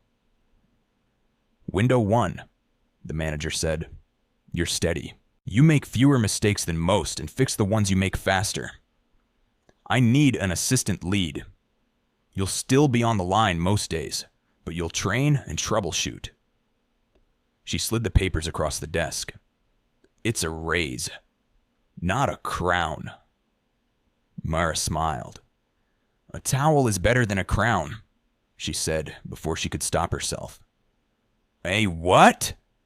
"Nothing," she said, and signed. That night, she carried a spider plant runner in a plastic cup down to the basement, water trembling with each step like a tiny lake. She set it on the table beside the coffee and the napkins, and it looked absurd and perfect. Hope on a stem. "For the window," she said to Lila, "or the sink, or the corner where the tiles don't agree with each other." Lila cupped the cup like it might jump. "We'll put it where it can eavesdrop," she said. They had started a new habit. 5 minutes at the end of soup night where anyone could speak gratitude in one sentence. It kept the room from turning into therapy and kept it from turning into a board meeting. That night, Theo said, "Ty tightened a bolt today and didn't overdo it." And Ty rolled his eyes and hid a grin. Cassie said, "I slept through the night."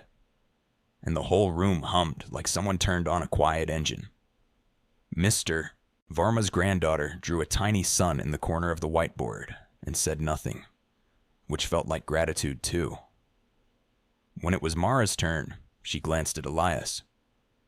He sat on his stool with the kind of tired that looks like peace in a different suit. He had preached sitting down all month, and no one loved him less for it.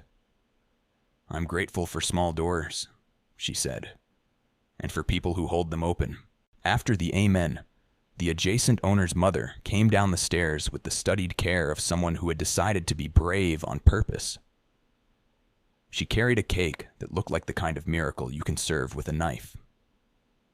"You saved me in the heat," she said to the room at large, voice wobbling. "I thought I was your enemy. I was wrong." "You were hot," Lila corrected gently. "Enemies are a different problem." The woman laughed, tears making her eyes look younger. She cut the cake into squares that fell apart a little at the edges and tasted like a recipe surrendered across generations. The adjacent owner himself appeared at the top of the stairs, unsure as a scout. Ty waved him down like a runway marshal. He came. He ate. He listened. "Do you still think we're too loud?" Theo asked, not unkind. The owner blew out a breath through his nose. "You're loud like a kitchen," he said finally. "I've been hungry a long time." On Saturday, the river cleanup became a harvest party because autumn asks for that sort of thing. They brought rakes and trash bags and pies. The boy with the bike, Ty called him the kid, which made everyone laugh, showed up early and started before anyone asked. Theo's daughter had grown too tall for last year's boots and wore them anyway because favorites earn that. The grandmother taught half the group to tear flatbread properly. The other half learned by eating. Halfway through the afternoon, Elias raised a hand from the shade of a tree and stood slowly, careful of his doctor's boundaries. He didn't lift the Bible. He held it against his chest like something that had carried him. "Brothers and sisters," he said, voice threading steady between laughter and wind. Luke, chapter 12, verse 32. "Fear not, little flock, for it is your Father's good pleasure to give you the kingdom. Oh. He looked at the river with its new, clean edges. He looked at the tables with their mismatched plates and surplus joy. It turns out the kingdom tastes like soup and sounds like children and looks like people who stop keeping score. They did not clap. They went back to raking and serving and arguing about whether the pie required ice cream. It was the best kind of response. In Berlin, Helen found a porch with a different roof and sent photos. The light in that city had its own kind of kindness, low and slanted, like consolation. She wrote, "Their pastor says, 'Brothers and sisters, like a violin.' They cleaned a canal today. It made me think of your river." A man read Matthew chapter 5, verse 9, and I hear his accent when I say it. "Blessed are the peacemakers." I signed up to bring bread next week. Tell Lila mine won't be as good. Mara sent back a photo of the basement spider plant, its runners longer, reaching for new corners. "Bring anyone who looks like they need a kitchen," she typed. "We do." At the branch, a woman came to her window with a question about a signature and left with a plan to get out of a predatory loan because Mara had learned to keep a list of good phone numbers by her keyboard, like weapons that heal. A teenage boy cashed his first paycheck and tried to look unimpressed by adulthood while his mother blinked too much. A man brought coins in an old coffee tin and said, "Permit-ish," grinning like a conspirator. The tiny liturgies added up to something that felt like a life. One evening near dusk, Elias phoned. His voice carried the quiet of a person who had decided to ask for what he needed. "Can you walk with me?" he asked. "The river. Just a little." They walked slow. The water held the sky's last colors like a careful waiter. Elias spoke in a way that let the spaces do some of the talking. "Doctor says I should do less," he said. "I agree, until I meet eyes in the park, and then I disagree again." Mara smiled. "We can share the weight," she said. "Not the calling. No one can take that from you. But the tasks." He nodded. "I'll ask more." He glanced sideways. "You'll say yes? As long as you let me say no sometimes. Deal." He breathed, easier. "I've been thinking of how to mark this season," he added. "Not a show, a simple thing. Spider plant cuttings." Mara laughed out loud. "I have a forest." "Perfect," he said. "Ascending." So they made a ritual without making a production. On a Sunday with air crisp enough to make breath look like prayers, they set a table by the park path with cups of water holding small green runners. After the last song, after the last bowl, after the last kid returned the last borrowed chair with the solemn dignity of a junior usher, Elias stood, one hand on the table. "Brothers and sisters," he said. "We say the same line so often you could finish it for me. You follow me." He let the quiet gather. Some of you will follow him to a bank window and a soup pot, some to a shop bay, some to a hospital room and then a different kind of room, some to Berlin.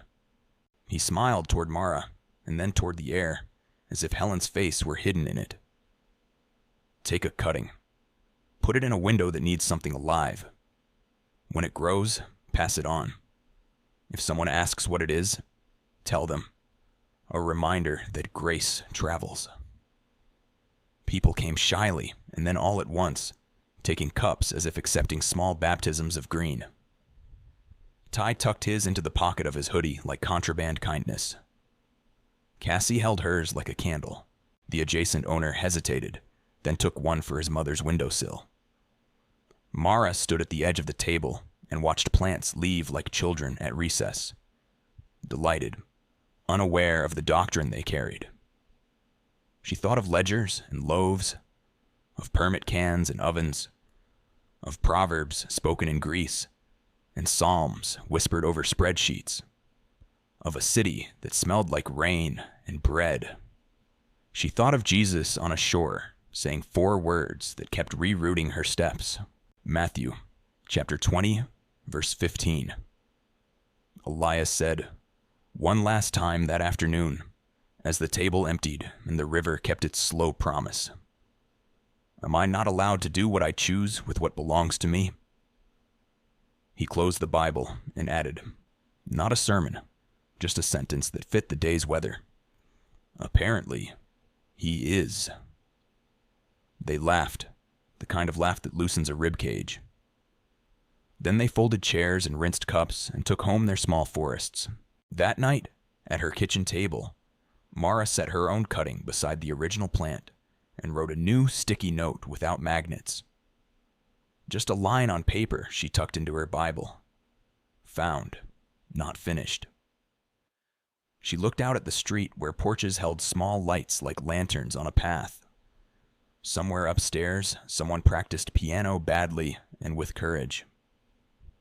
Somewhere down the block, someone prayed with hands in dishwater. Somewhere across an ocean, a sister tore bread with strangers who felt less strange each week.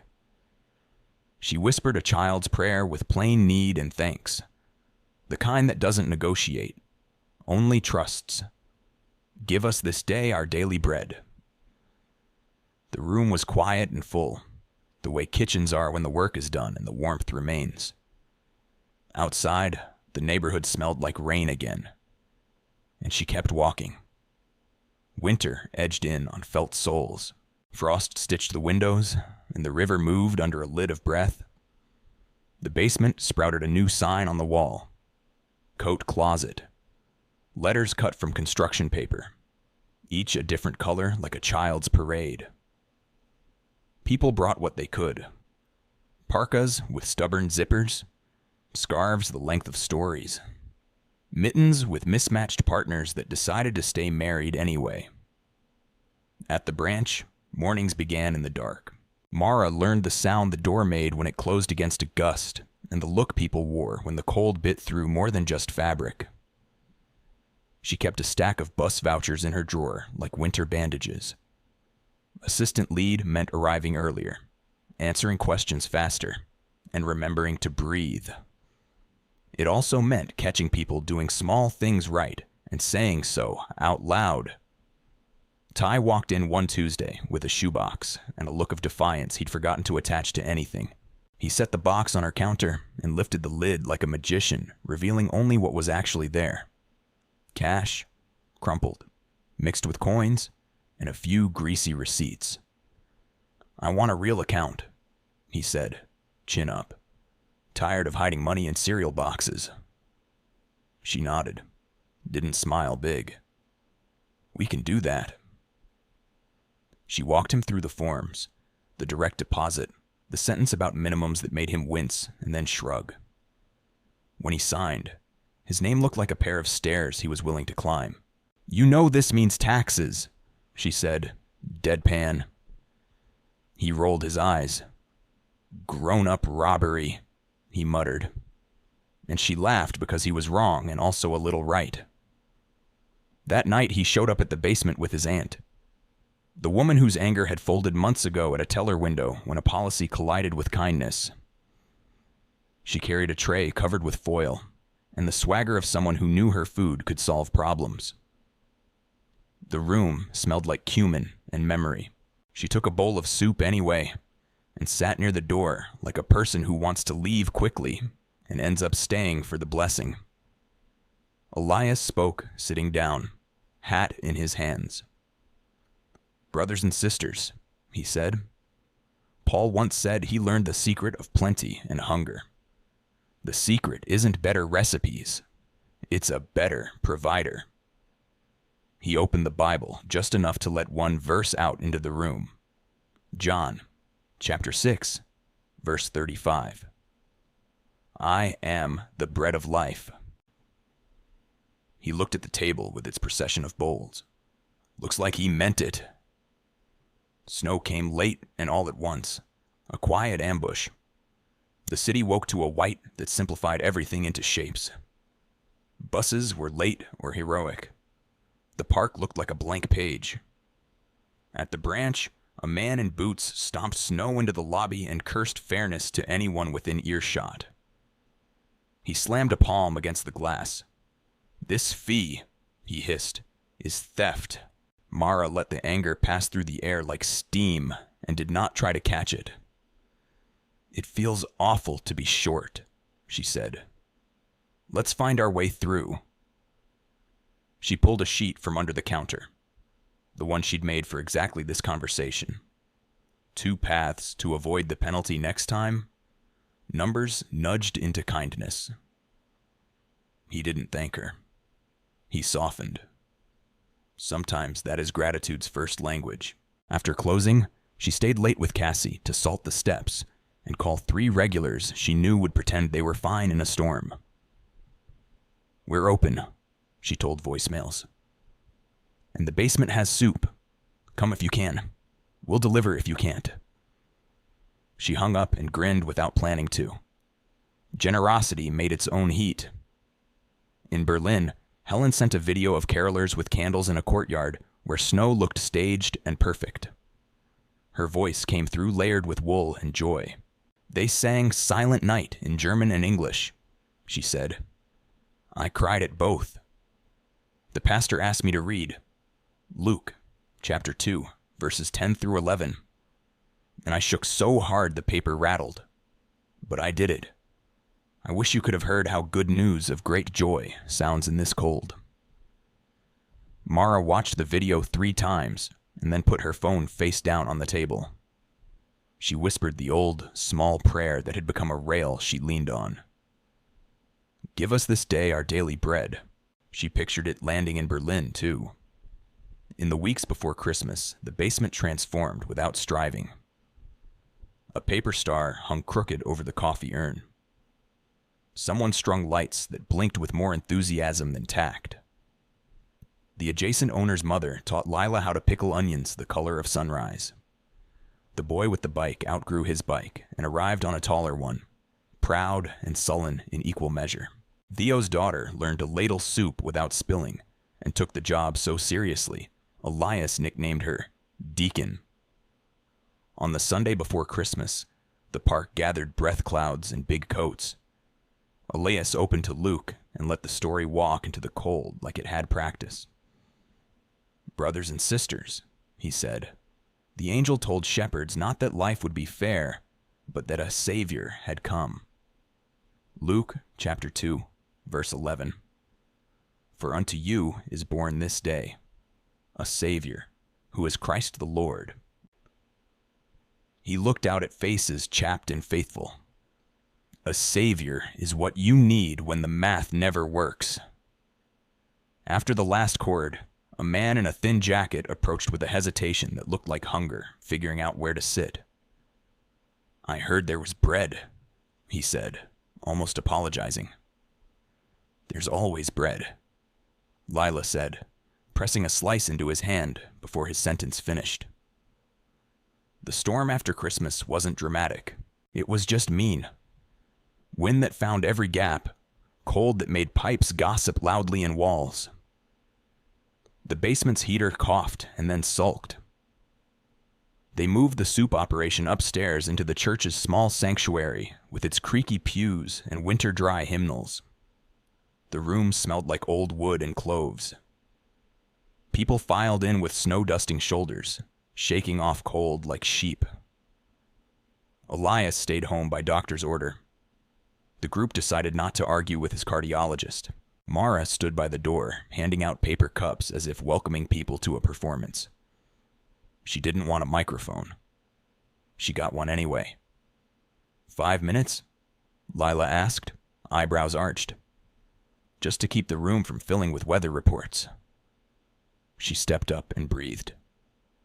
"Once," she said, "I thought fairness was the only justice. Then I watched God walk around handing out unearned coins at sunset and calling it generosity." She scanned the faces and found Ty near the back, arms crossed, cheeks stung pink by wind. "I'm learning that the kingdom's math always looks like extra. Not because we deserve it, because Jesus keeps showing up with more." She closed the mic and stepped down to the pew's comfort, surprised that her knees weren't shaking. The room didn't applaud. It warmed.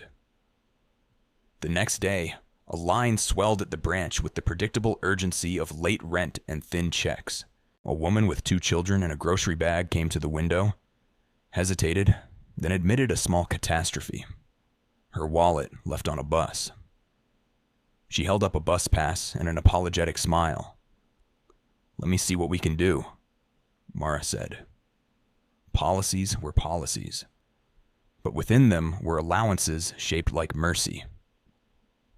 She asked questions, made calls, watched the clock, waited on hold with the kind of patience you learn from basements and rivers.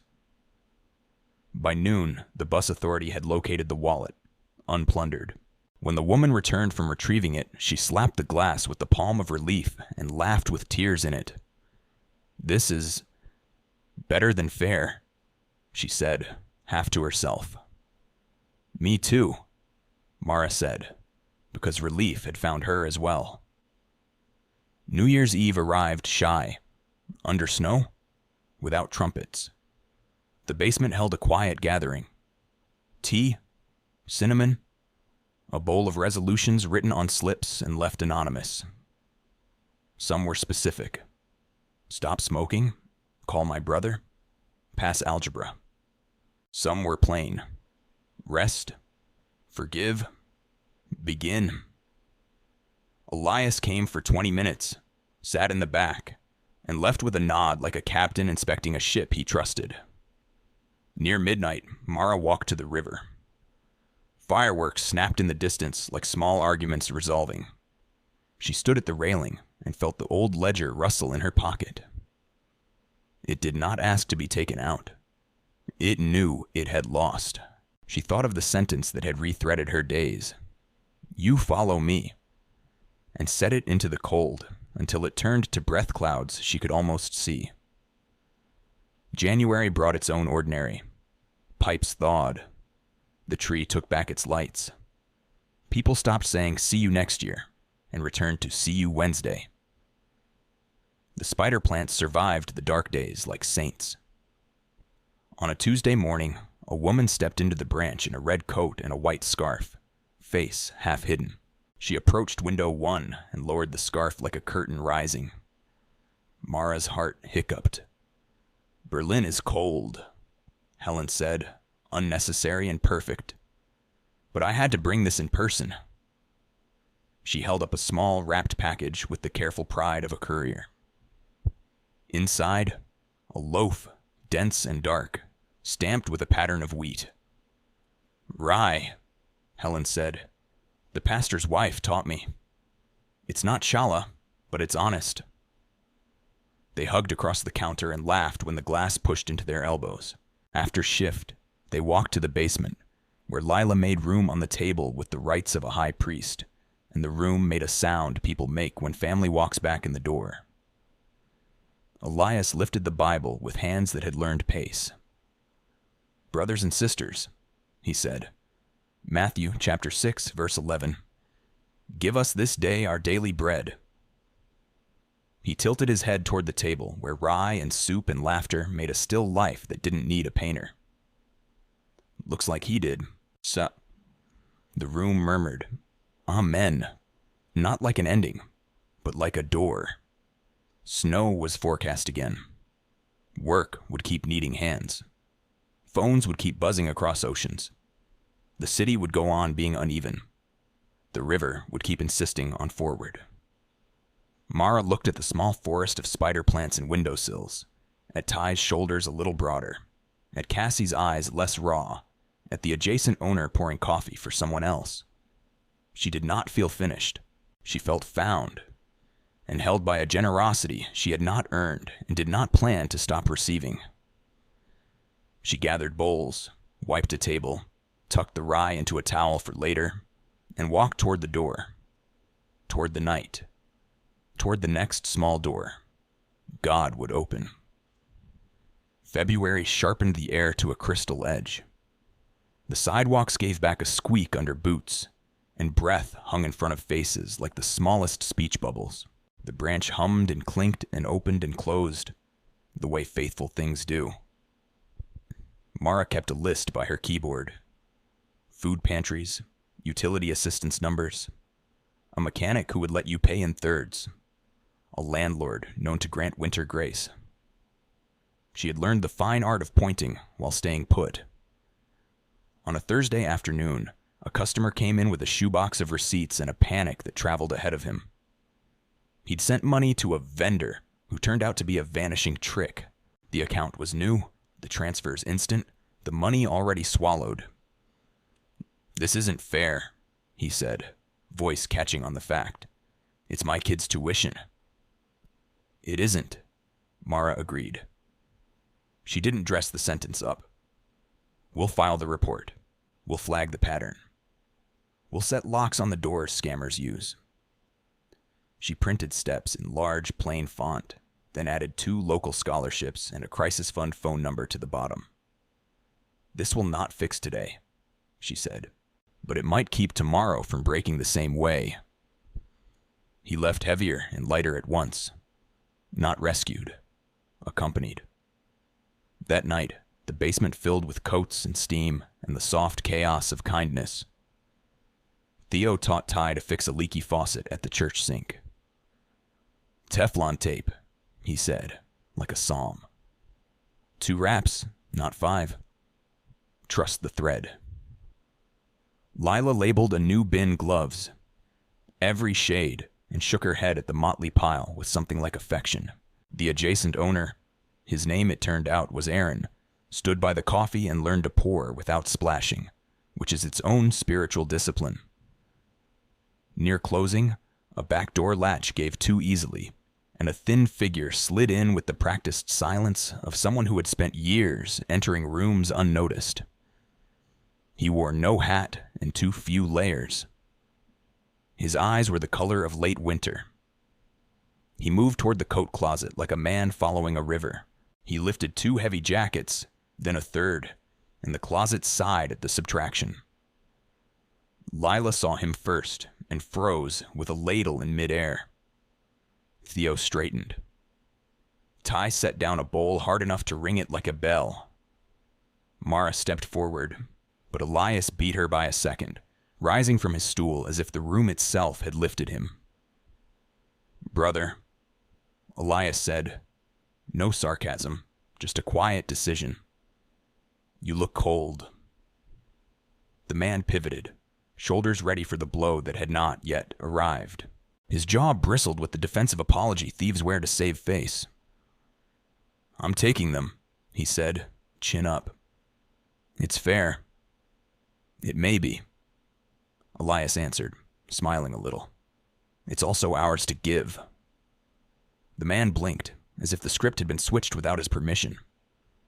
"Soup first," Lila said, dropping the ladle into a bowl.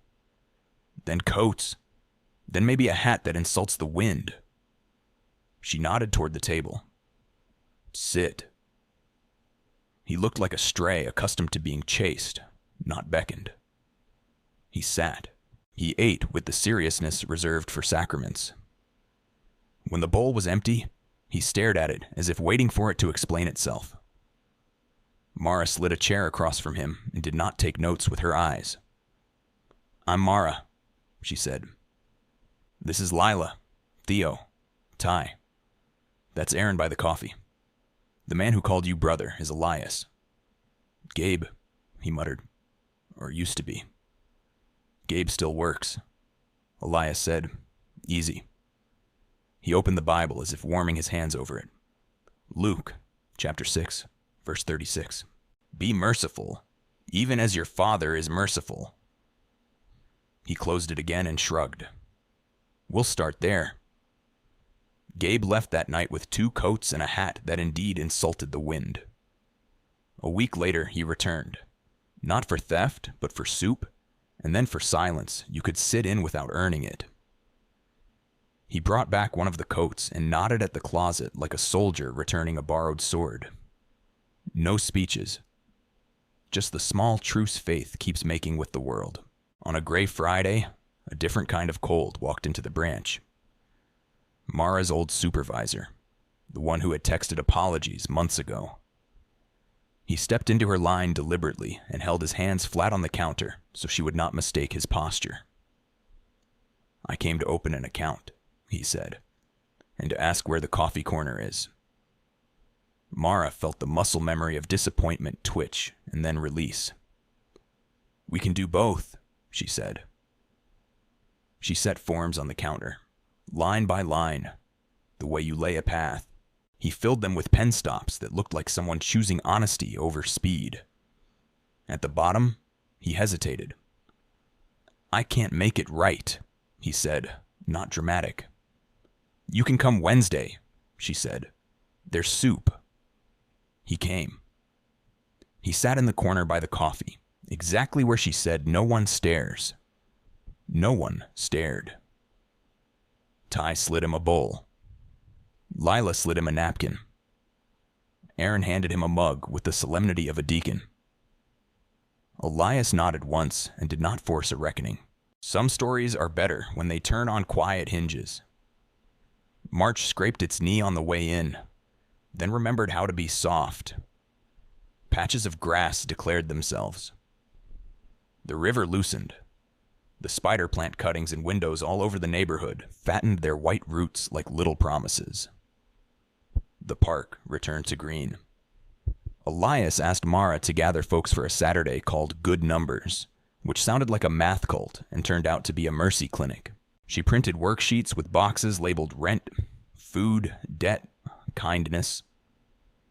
People laughed at the last one until she explained it was for the money you spend baking a cake for the neighbor who just got out of the hospital, or the bus fare you cover for the kid whose bike chain has ambitions beyond loyalty. "You can't budget generosity after everything else," she said, tapping the box. "You budget it first, or you will never have enough for it." They made plans. They crossed out rates that belonged to sharks. They looked each other in the eye while admitting numbers that had felt like shame. Theo taught the envelope method like he was introducing an old friend. Cassie shared a sheet for fun that doesn't cost thunder. Ty wrote, "Save for tools," in a handwriting that had stopped apologizing. Sunday came with the sky washed new and a wind indecisive about jacket weather. After the last song, while cups clinked and kids hunted for a rumor of early clover, Elias called people close. "I'm going to ask a few of you to carry more," he said. Not in a meeting voice, but in a neighbor voice that knows where the mops are. He put a hand on Mara's shoulder, on Theo's, on Lila's, on Cassie's, on Aaron's too, which made him blink. "We will share the towel. We will share the joy." He opened the Bible and read, simple as a loaf sliced at the table. Matthew, chapter 25, verse 40. "Truly, I say to you, as you did it to one of the least of these my brothers, you did it to me." He didn't explain what it was. They all knew. Soup, coats, patience. Numbers turned into paths. Doors held open. The hearing about the permit came and went again. Renewal this time. The inspector walked through the basement, paused at the coat closet, the gloves, every shade bin, the coffee can retired to a shelf like a museum piece. He stood by the little forest of spider plants, peering out of the single window, and smiled. "You run on soup?" he asked. "And stubbornness," Lila said. "Good fuel," he said, and signed. April made a green argument across the city. The river wore bracelets of willow, the park filled with people rehearsing summer. In Berlin, Helen sent a photo of a canal lined with blossoms the color of sighs. "They do Easter different," she typed. "But it's the same empty tomb. On Easter morning, the park felt like a borrowed sanctuary." Elias sat to teach, strength clean but measured, and the guitar found a bright chord and was wise enough to stop soon. Mara kept her eyes open the whole time. She wanted to see faces change. Brothers and sisters. Elias said, "We are not promised fairness. We are promised resurrection." He opened the gospel and let the sentence step out into the cool like it had done this 1,000 springs. Matthew chapter 28, verse 6. "He is not here, for he has risen." He spread his hands as if to say, "See, all our math breaks here," and gratitude takes over. Gabe stood 3 rows back and gave a single nod, as if saluting a captain he finally recognized. Ty slipped a hand in the pocket where a spider cutting lived and grinned like someone who had just learned to ride no hands. Aaron's mother sang a line in a voice that had found its breath again. Cassie cried without apology and laughed while crying. Helen's text arrived 3 minutes later with the same verse in German, and Mara laughed at God's habit of sending postcards through time zones. That afternoon, they carried tables to the riverbank for a long, unrushed meal. No stage. No program. Just casseroles with names like myths, bread still warm, lentils that tasted like somebody's childhood, pickles that could wake the dead, or at least the dull. Elias lifted a cup of tea instead of a mic. "Grace is better than fair," he said, as if announcing weather. "You follow me," he added, like giving directions. Mara sat on the grass with her shoes off, toes in the cool, and watched the spider plant runners stir in the breeze in a dozen windows along the block. She thought of ledgers surrendered and loaves received, of blackouts and permits and cardamom and coat closets, of a kitchen that had become a kingdom table. She did not try to sum it. She let it be. When the sun went down and the last pan was washed, she walked home under trees rehearsing for summer, and past a storefront where a man in a suit counted bills under a light that made everything look more severe than it was. She prayed a quiet blessing for him. Bread enough, mercy extra, a porch to stand on. In her kitchen, she set a heel of Easter bread on a small plate and ate slowly, as if not to startle the gratitude. She wrote a note and tucked it behind the lemon magnet for later when courage felt thin. Keep walking. Keep the towel. Keep the table open. The neighborhood smelled like rain, even with stars out. The river moved toward farther things, and so did she. May loosened the city's shoulders. The river wore flecks of sunlight like scales, and children invented games with chalk that had no losers. The basement's coat closet sign sprouted a sibling. Fans and water, with letters as mismatched as generosity. At the branch, a hiccup arrived disguised as an email. An internal check flagged window 1 for a $200 discrepancy that did not exist last night and apparently did this morning. The report used cool words.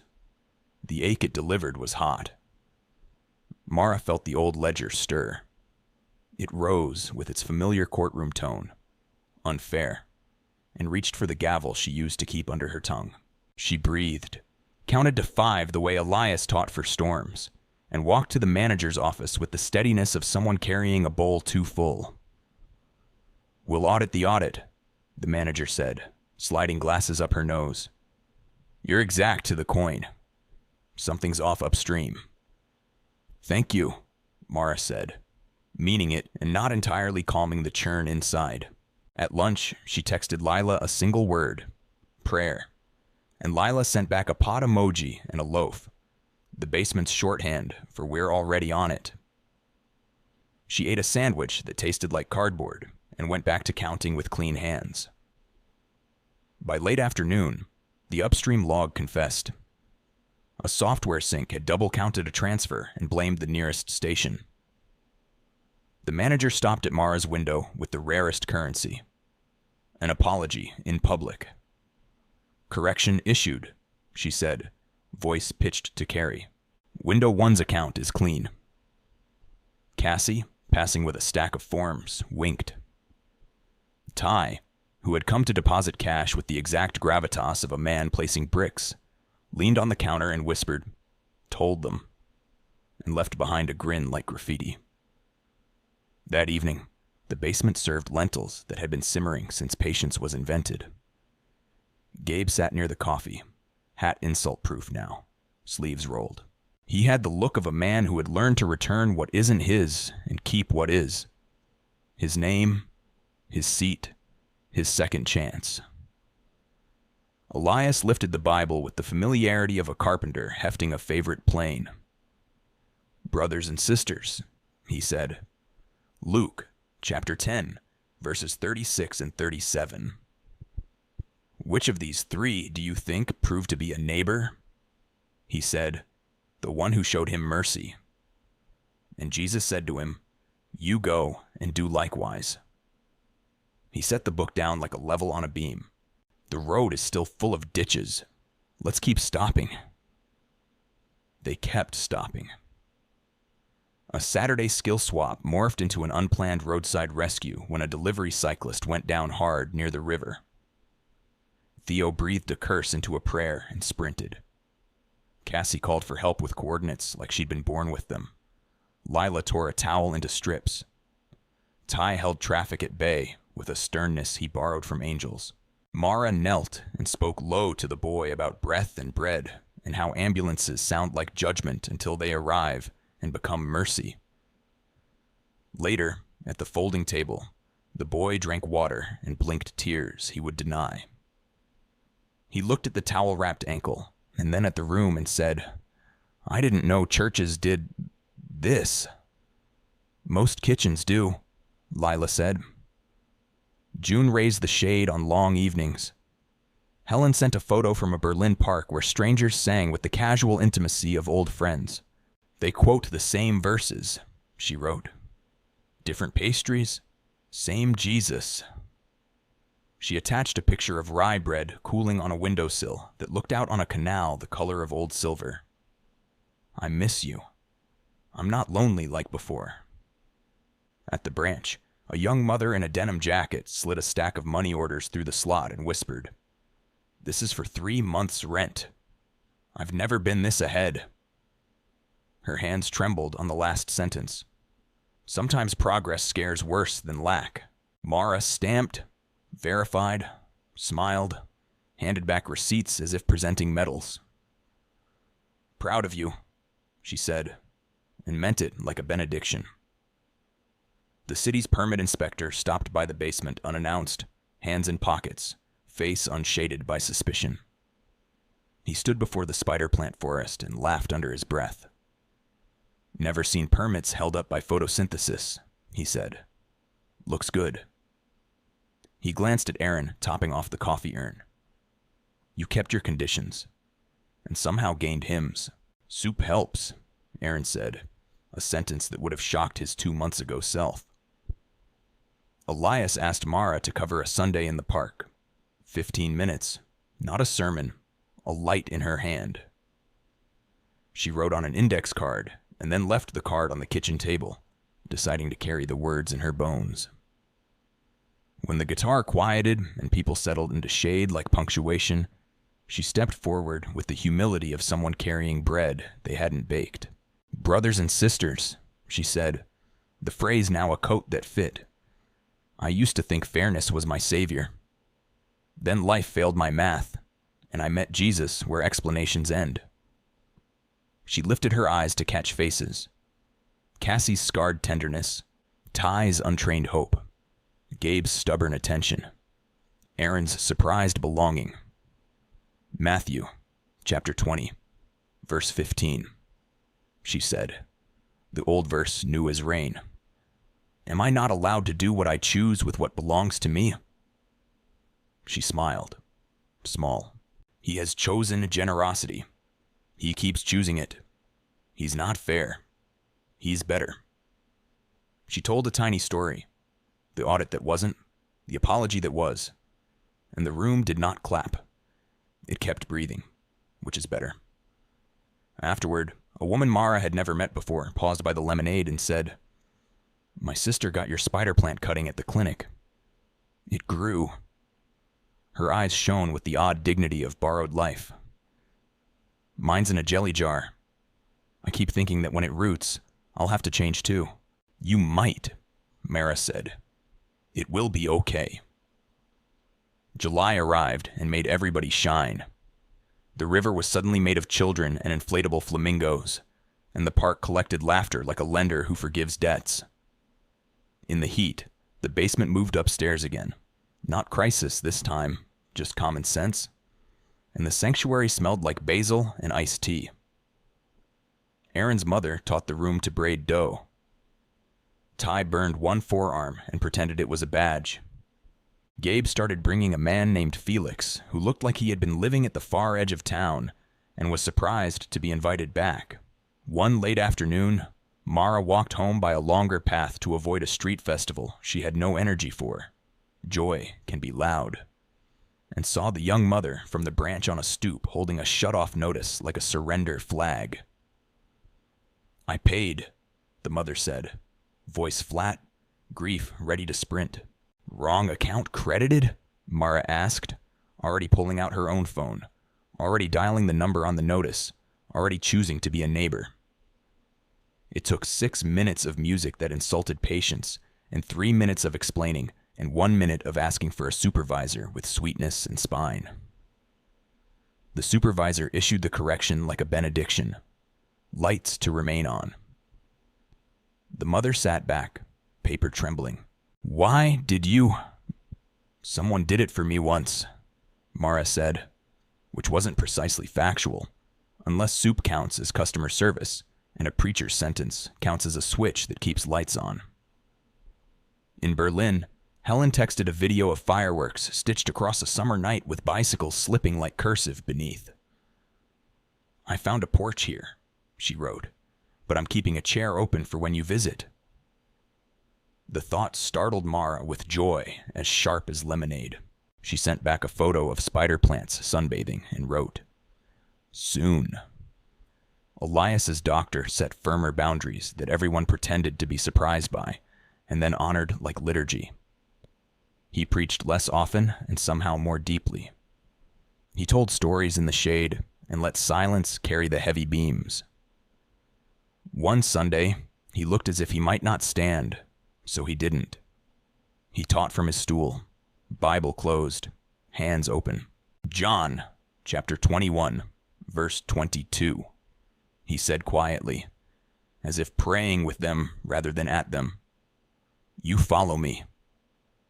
He lifted his chin toward the tables, the river, the spider forests, the people who had learned how to stop at ditches. "Thank you for doing that when I can't. That's church." August again, but softer at the edges. On a Thursday evening, storm clouds pulled their dark sleeves down over the city, and lightning stitched the horizon. The downpour came like a correction. The streets became small, hurrying rivers. A cry cut through the hiss, sharp, insistent. Mara turned and found a woman kneeling beside a man on the curb. A seizure, violent, indifferent to the weather. In seconds, the basement crew gathered as if summoned by a bell. No one rang. Theo cradled the man's head on a folded jacket. Cassie called emergency with clear, calm coordinates. Lila counted under her breath with the stubbornness of prayer. Ty and Gabe formed a human shield against traffic's confusion. Aaron waved an umbrella like a flag. When the ambulance swallowed the man and hurried away, the rain eased like a held breath. They stood in the wet light with dripping hair and quiet eyes. "Luke, chapter 6, verse 36, Elias said from the doorway, voice thin but carrying. "Be merciful." He lifted a hand toward heaven and then toward them. "You were." They did not feel heroic. They felt like kitchen people in a storm. Which is to say, they felt like themselves. That Sunday, the park was damp and shining. The guitar found a hymn that sounded like rain drying. Mara watched the neighborhood watch itself. Faces named, bread shared, ledgers losing. She thought of old sentences and new roots, of a river that held both silt and sun, of a savior who had never once promised fairness but had promised himself. She stood under the maple, third row, not taking notes. When Elias finished and the crowd began to fold, she said the 4 words softly into her own shoulder so she would not ever forget. Even when the math failed and the nights weighed more. You follow me. September slid in on cool feet. The maple over the park scattered a few early leaves like a test run, and the river grew clear enough to show the stones it usually kept to itself. The basement smelled less like cloves and more like tomatoes again. Life adjusted its coat. One afternoon, an envelope arrived with the self-importance of thick paper. Aaron read it twice, frowned, and brought it to the table where Lila was coaxing a stubborn burner into cooperation. Rezoning, he said, the word carrying the weight of city math. If the measure passes, property taxes jump. The church's rent could follow. Unfair, Ty muttered from the doorway, body already bristling for a fight he could understand. Maybe, Aaron said, or just a tide. He looked at the coffee can on the shelf, the retired permit-ish, like a veteran glancing at an old medal. We'll need a new can. Elias sat on his stool, hat brim shading his eyes, listening as if the room itself were speaking. We'll be wise, he said softly, and we'll be generous. He lifted the Bible the way a carpenter checks a beam. Matthew, chapter 6, verse 33. Seek first the kingdom of God and his righteousness, and all these things will be added to you. He smiled at the stove, at the letters fans and water taped crooked to the wall, at the spider forests in the window. All these things may include rent. They set the can out with a plain label. Stay. People fed it without theatrics. Crumples, coins, an envelope sealed with a fingerprint of flour. The boy who used to arrive on a too-small bike put in $10 and scowled at his own sentiment. Gabe slid in a 20 and did not let anyone see. Lila saw anyway and nodded like a secret handshake. At the branch, talk of the rezoning moved through lines like wind through grass. Felt more than seen. A woman cashed a paycheck and asked, "You think the church will have to move?" Mara shook her head once, not in denial, but in defiance of Fear's favorite story. "I think kitchens find kitchens," she said, "but I'm praying we stay." Elias asked Mara to walk the block with him after soup on Wednesday. They moved slowly, pausing at doorways where light fell out like welcome, at stoops where laughter came easy, under windows where spider runners waved like small green flags. "Say it back to me," he said, as if they were learning a psalm by heart. "Grace is better than fair," she answered. "And you follow me." He nodded, satisfied the planks were set true. One more. Practice the party. He chuckled and winced, and the wince told on him. "Doctor?" she asked. "Doctor," he said. Fewer miles. More chairs.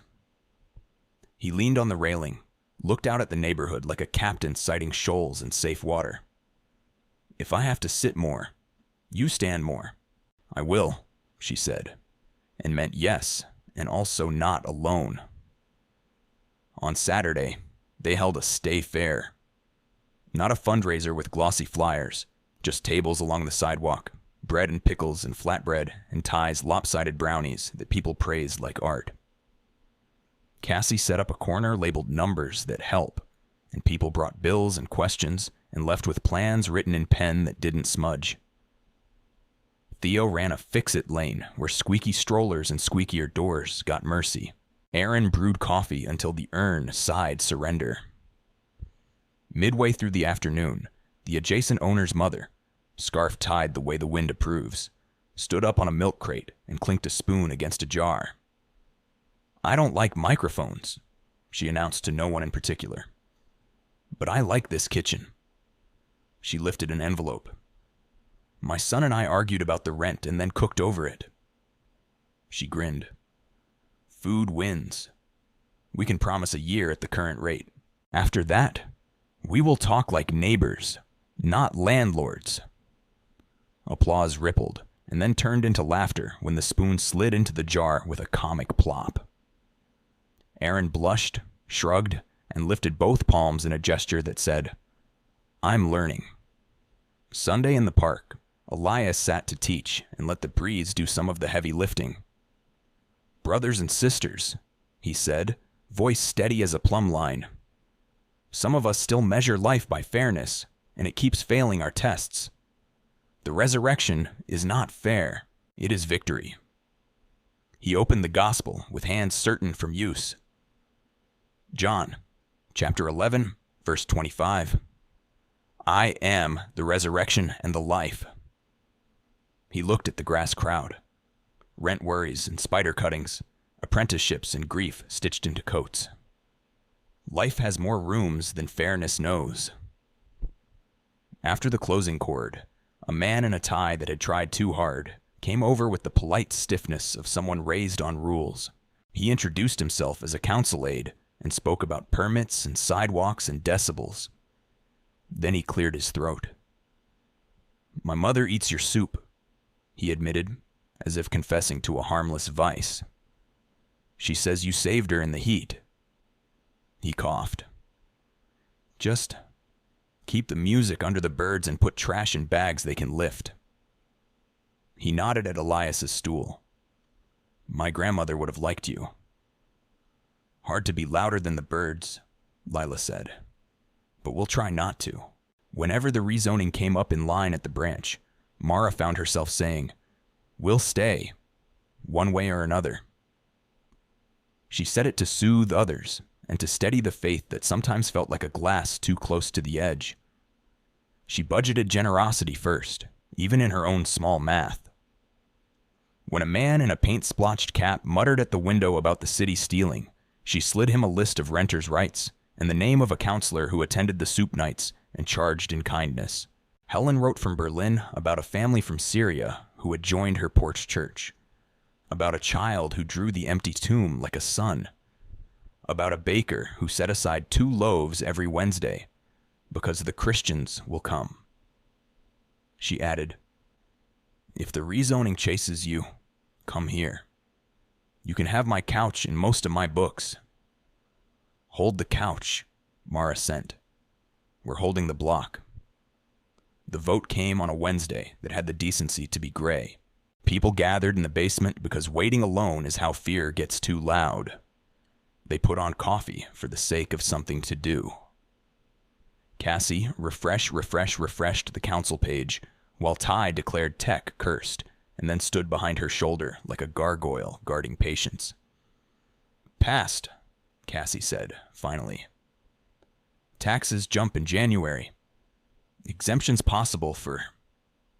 She squinted, reading legalese and translating it out loud. "For community benefit facilities that demonstrate measurable neighborhood impact." She looked up. "We might actually qualify." "Define measurable," Theo said, not sarcastic, just practical. Elias raised an eyebrow at the whiteboard. Lila uncapped a marker like unsheathing a sword. "Soup served," she said. "Coats given, fans and water, skill swaps, river cleanups, ambulance interventions, budget clinics, spider plant sightings citywide. Bread braided," Aaron's mother added, serious. "Neighbors kept," Gabe said. "Ditches stopped at," Ty threw in, looking pleased at his own poetry.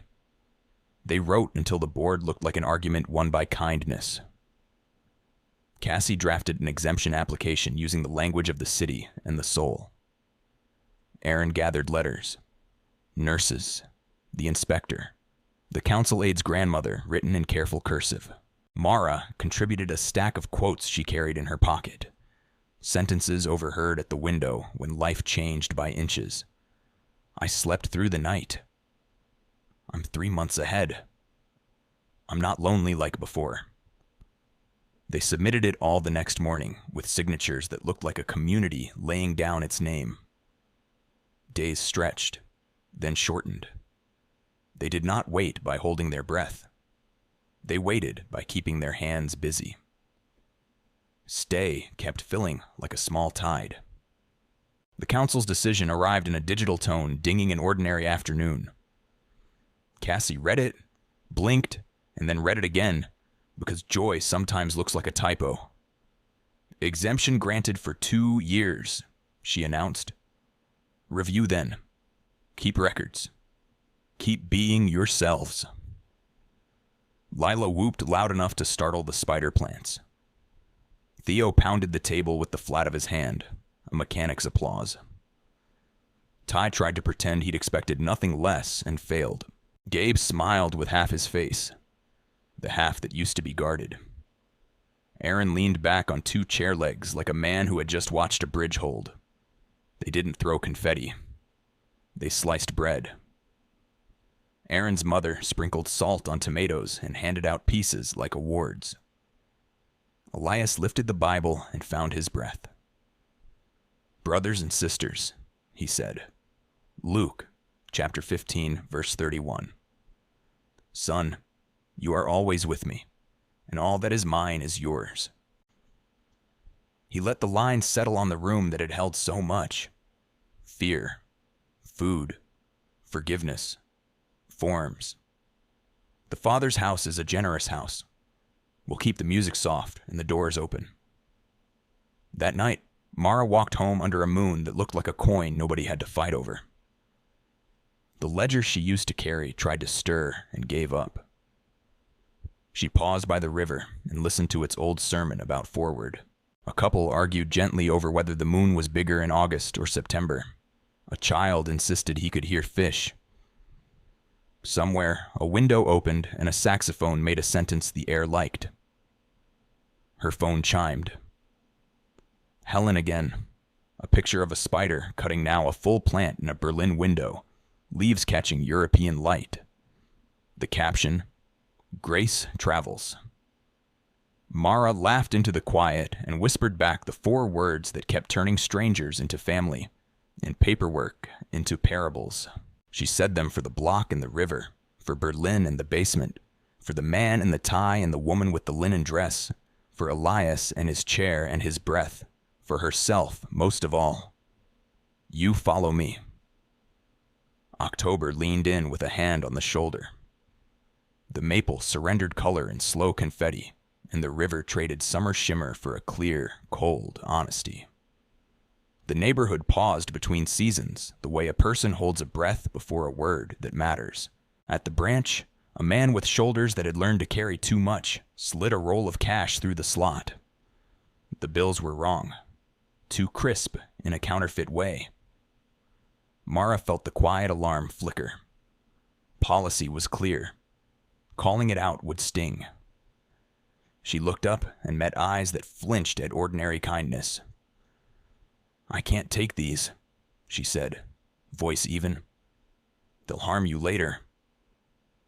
He stared, learning the shape of humiliation again. It's not fair, he said, a half laugh that wanted to be anger and couldn't find the energy. It isn't, she agreed. But I can help with 2 places that won't play you, and I can get you a card that keeps cash from getting you hurt. She wrote names and times in block letters he could carry without squinting. He nodded once, the sort of nod that adds a brick to an unseen bridge, and left. That night, she found, at the back of a drawer, a letter her mother had written years ago and never gave. Folded twice, softened by time. The handwriting sloped like a hill and stopped. Once, where a tear had landed and made the ink bloom. It was not a confession or a defense. It was a small apology to the future. If love were fair, her mother had written, I would have given you a childhood without calculators. I did my best with my small, troubled hands. When I can't be generous, please let God be. Mara pressed the paper to the table with both palms and felt something release that had been holding her in invisible ways. At soup night, the steak had gained a cousin labeled Send with a question mark. For when Grace needs a bus ticket, Layla said, tapping the lid. Or when Berlin needs flour. Berlin always needs flour, Helen texted back when they sent a photo. And you, when you can visit. Elias took more time in the chair, less time on his feet. He moved like a man walking through a beloved field with respect for its furrows. On a Sunday trimmed with wind, he asked Mara to stand beside him while he taught. He let his hand rest on the Bible and his eyes rest on the people. Brothers and sisters, he said. John, chapter 21, verse 15. He paused, then smiled at his own correction. No, verse 22. You know the line. You follow me. He turned slightly toward Mara without looking away from the crowd. She'll speak sometimes. Theo will too. Cassie, Lila, the towel is for passing. After, they sat on the edge of the folding table where the last crumbs lived like evidence, and he leaned his shoulder into hers the way old trees lean into fences.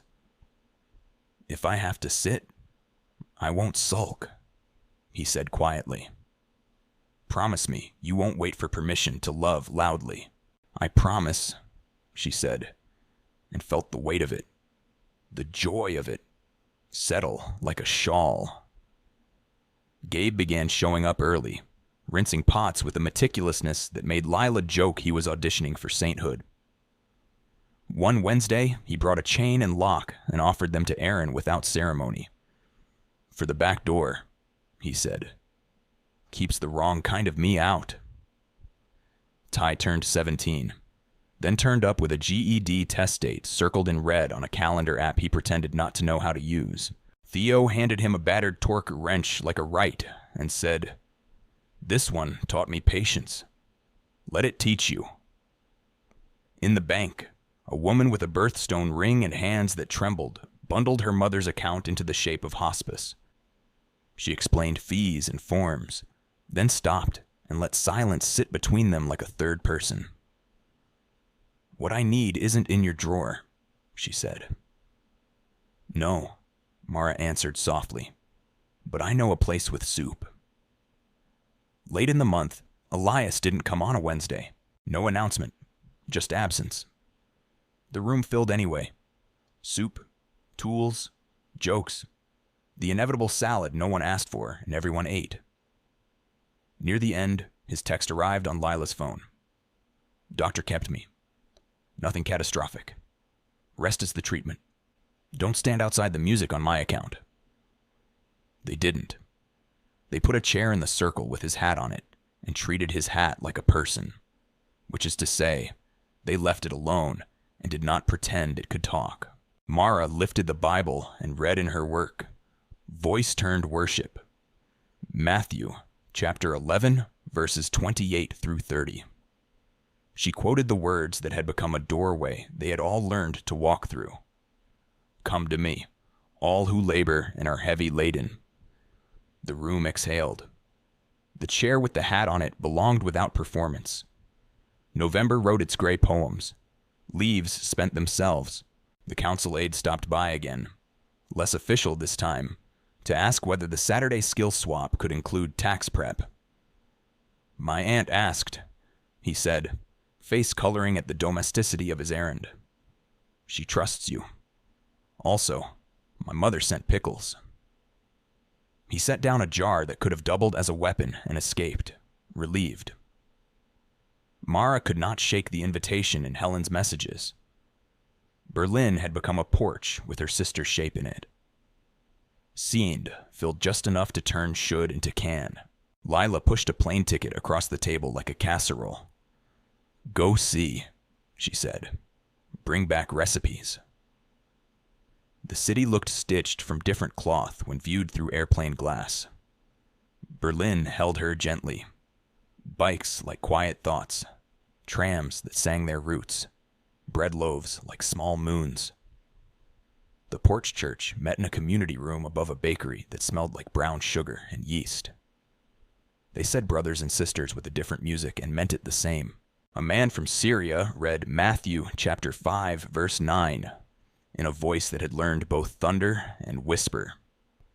A woman from Poland braided dough while telling a joke about angels that needed no translation.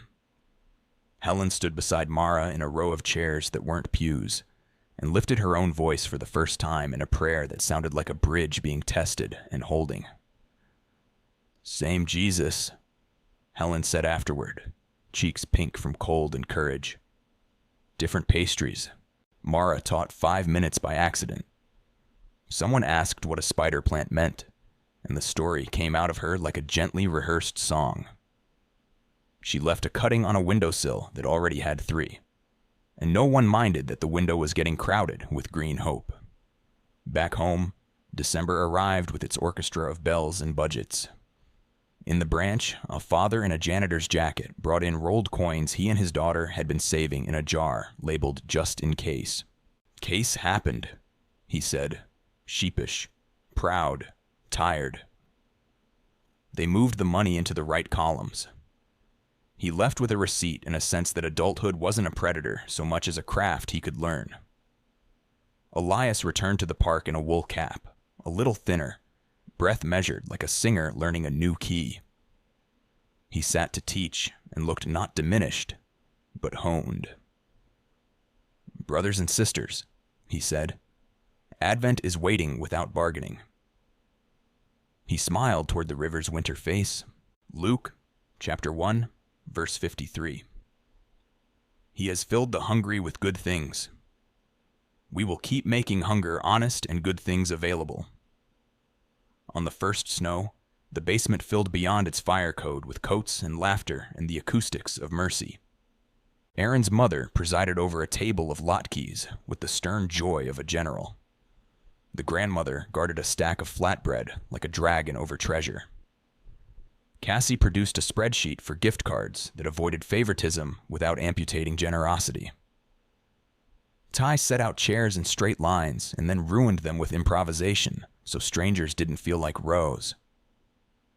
Gabe came late, hair salted with snow. He stood just inside the door and let the warmth find him. "I told my sister I'm not stealing Christmas this year," he announced to no one in particular. She said come prove it to her with pie. He lifted a foil-covered plate and grinned. "So I'm going." They cheered him like a sports team you believe in because you remember when they were terrible. Near midnight on Christmas Eve, Mara walked to the river. The city held its breath and then let it out in small fireworks in larger size.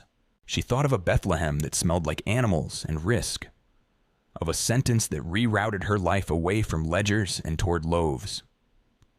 She whispered into the cold, not as spell, but as allegiance. "You follow me." January made clean pages. The exemption clock ticked without threat. Stay turned into thank you and then into a file with receipts and stories, the kind of paperwork heaven apparently enjoys. Elias's hat lived on a peg by the door now, and he laughed the first time he reached for it and realized it had been given a home. A storm arrived that didn't respect weekend schedules, and the church's boiler chose that moment to audition for retirement. They brought soup upstairs again, and a man from somewhere colder showed everyone how to seal drafts with plastic pulled tight as drumskin. The adjacent owner delivered space heaters like contraband. The inspector stopped by, off duty, and lifted a spider plant leaf as if checking the pulse of the room. "Alive," he said, satisfied. One Sunday in late January, the park was too mean for gathering. They met in the basement and sang soft so the walls could keep their dignity. Elias gestured for Mara to take the 5-minute story. She didn't look for a card. She stood and let the months arrange themselves in her mouth. "I used to think God owed me symmetry," she said, hands open. "He keeps giving me music." She looked at faces that had become her vocabulary. Matthew, chapter 20, verse 15. "Am I not allowed to do what I choose with what belongs to me? He chooses generosity, and we keep choosing to be his kitchen." She sat. The room breathed. Someone's child dropped a spoon, and it made a sound like a bell announcing nothing but itself. Lila wiped her cheek with the back of her hand, annoyed at moisture and grateful for it. February again. Kinder this time. The river unbuttoned a little. Ty walked in with test results he didn't pretend indifference to. Passed, and set them on the table with the solemnity of communion. Theo clapped him on the back so hard the paper almost flew. "Tools next," Ty said. "And college, maybe?" "Save for both," Cassie said, already drawing a box labeled tuition tools with a slash that looked like a bridge, not a divide. Gabe brought Felix to a meeting with an administrator who looked like he'd been carved from policy and taught him how to ask for mercy without sounding like he was asking for a favor. Felix left with a plan written on 2 sticky notes and the startled expression of a man who discovered there was a door where he'd kept a wall. On a windy Sunday, the guitar went sharp, then true, and Elias opened the Bible to what had become their family verse. "Brothers and sisters," he said, smiling toward the future like a man who had made peace with it. Luke, chapter 12, verse 32. "Fear not, little flock, for it is your Father's good pleasure to give you the kingdom." He closed the book and lifted his hat a fraction in salute. To God, to them, to the stubborn kind of hope that looks like soup and spreadsheets and spider plants. Let's keep receiving what we cannot afford and cannot repay. Mara stood under the maple with her hands in her coat pockets and listened to the neighborhood. Remember what it had learned. That fairness is too small a god for a city like this. That generosity makes better math. That following Jesus was less a path lined with answers and more a porch you keep adding chairs to. She turned toward the steps and the week and the work, her breath a small cloud in the cold, her heart steady in the company of 4 words that had taught her how to walk in every weather. "You follow me." March returned in a softer coat. The river shrugged off its last buttons of ice, and the park practiced being green again. On a Monday morning that smelled like wet iron and beginnings, Mara found the basement door wearing new paint. Angry, looping letters across the metal like a shout. "Go home church." She stood with the key in her hand and felt the old ledger twitch in her pocket, the reflex to tally a fence, to answer with a louder sign. Lila arrived behind her and hissed between teeth. Ty rolled up on his bike and put a foot down hard, like braking could solve vocabulary. Theo wiped his palm on a rag, looked, and said nothing, which was an argument he rarely chose. Elias came last, moving slow, hat low, breath measured. He studied the words like a carpenter sights a warped board. He didn't scowl. He didn't perform forgiveness. He just nodded once, as if the door had told him a truth it couldn't help but speak. "Brush and primer," he said quietly. "And a verse on the inside no one sees." They set to it without ceremony. Ty fetched a bucket from the shop and banged it once for emphasis. Lila taped edges with the efficiency of a person who knows paint creep is the enemy. Gabe showed up without being called and sanded the letters back to dull. When the first coat went on, the room behind the door smelled like a promise. Elias sat on the step with the Bible closed on his knees. "Brothers and sisters," he said.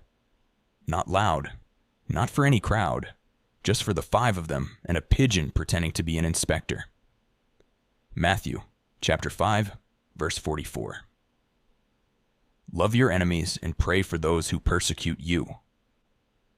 He glanced at the drying gray. "We can pray with brushes today." "Love looks suspiciously like primer," Lila muttered, and Elias laughed until the laugh turned cough, and he waved away their concern with a palm. "I'm okay," he said. "I just sound like paperwork." Inside, they wrote a verse where only spiders and volunteers would read it, small and steady on the cinder block. Luke, chapter 12, verse 32. "Fear not, little flock." Lila capped the marker and patted the wall like a shoulder. "There," she said, a sentence holding the place. That night, soup tasted hotter, which is how courage tastes sometimes when it borrows chili. Aaron stacked bowls with the elegance of a man who'd learned to do it without chips. The adjacent owner's mother set out pickles like garrisons. The room felt like a porch closed against wind and open against fear. Halfway through, the door creaked and a teenager slid in sideways, a hood shadowing his face. He kept his head down and his posture telegraphing readiness to run. Ty clocked him instantly, like wild animals recognizing each other by the way they pretend not to look. "Soup?" Lila asked, as if the question wasn't working double duty. "Nah," the boy said, which is teenager for yes. He took the bowl and ate like someone excavating. He never lifted his hood. When he reached for the napkin, the cuff slid back. Paint, gray and a darker color, ghosted the skin along his wrist.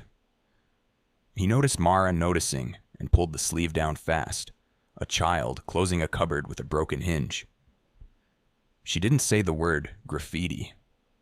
She said, "Do you like drawing?" The boy's eyes flicked up and away as if he'd been accused of poetry. "I guess," he said. "Walls are big." "Some walls," Lila said dryly. He finished the soup and started to back toward the door. Elias raised a hand, not to block, to bless. "Brother," he said, the way he'd said it to Gabe once in a different season. "You have a name?" The boy hesitated, like a deer negotiating whether grass hides a trap. "Jules," he said. "Like Julian, but nobody says it." "Jules," Elias repeated, making it sound like a proper noun instead of a defense. "There's a cleanup on Saturday by the river. If you want to paint, we have a fence that could use it. Legal paint, brushes that don't bite, and soup when you're done." Jules shrugged without committing, which is teenager for maybe. Saturday, he came. They gave him the far section of fence shading the bend, out of the mainstream of joking and instruction. He stood with a can for a long time, as if waiting for the wood to admit it wanted color. Then he began. Slow, careful strokes, building shapes that looked like sound. Letters that weren't letters. A language for water. A fish that could have sworn a vow. Ty pretended not to be impressed and failed. Theo whistled low without adding commentary. Lila, who rarely surrendered to sentiment, said, "Huh," in a tone that meant I am revising my definitions. Elias watched like a man reading scripture in a dialect he didn't grow up with and understood anyway. "Brothers and sisters," he said later that afternoon, when the fence had become a conversation. "Matthew, chapter 5, verse 9. Blessed are the peacemakers." He pointed his chin toward Jules's painted fish. Sometimes peace swims up and starts speaking. Jules rolled his eyes and smiled into his shoulder where he thought no one could see. At the branch, Mara's days ran the steady current of service and small rescues. A woman brought a stack of unpaid medical bills and the shame that sticks to paper. Mara set up a payment plan that didn't punish hunger. A couple argued in whispers about an overdraft fee. She printed 2 options and an apology to themselves. Mr. Varma's granddaughter stopped by with a postcard-sized flyer. Her art class was hosting a show at the library. The flyer showed a sketch of an old man's hands, folded and stubbornly gentle. "You'll come?" the girl asked, eyes maximum serious. "There will be cookies." "Cookies make strong cases," Mara said. She pinned the flyer to the corkboard by the break room, where important things live next to birthday notices and loan rates. Elias had more slow days. He didn't hide them. He let others step into the gaps and treated it like church instead of defeat. He asked Mara, on a clear Sunday with a breeze playing scales in the maple, to take the 5 minutes again. She didn't bring an index card. She brought bread. torn and wrapped in a towel from Helen's last package. When the guitar's last chord lay down respectfully, she stood with the towel like a silent argument in her hands. "Brothers and sisters," she said, "my mother wrote me a letter I found late. She said when she couldn't be generous, to let God be. She looked at the faces that had taught her how. John, chapter 6, verse 35. I am the bread of life. I keep finding that he is, in soup lines and river fences and rezoning forms, and a door painted angry that became a prayer wall on the inside." She lifted the towel's edge, showed the crust. "He keeps handing out more than we counted on. Fairness couldn't do that, but grace keeps doing it." They didn't clap. They came forward for bread and took it like a vote of confidence in God. The library show drew more people than the room's shyness preferred. The art teacher, cheeks pink with surprise, introduced the works like she was introducing neighbors to each other. Mr. Varma's granddaughter stood by her piece and tried to look bored and failed brilliantly. Jules lurked near the exit, hoodie up, eyes everywhere, hands jammed into the kangaroo pocket that had smuggled too many nights. On the wall hung a photo of the river fence, his fish half in frame, and a caption typed by someone who respected small revolutions. "Community can be painted." "Not bad," Ty said, which in Ty's dialect had become the highest compliment. Gabe pointed with his chin at another photo. A back door, gray and plain. None of them had hung it. The caption read, "Doors get to change their minds." Lila blinked without permission and muttered, "Oh, for heaven's sake," into a napkin. Send turned into tickets in late April, then back to send. Money moved the way compassion does, toward need and back again. They bought a bus ticket for Felix to see his brother after a decade of holidays spoken through static. They paid a test fee for Ty's first college placement because bureaucracy should not be the wall that stops hunger from learning. They sent a box to Berlin. Spider cuttings swaddled like infants, a jar of pickles properly taped, a towel that smelled like their basement, cloves, dust, hope. A new neighbor moved into the third-floor walk-up over the church. An older woman named Mrs. Klein with a cane that argued with stairs.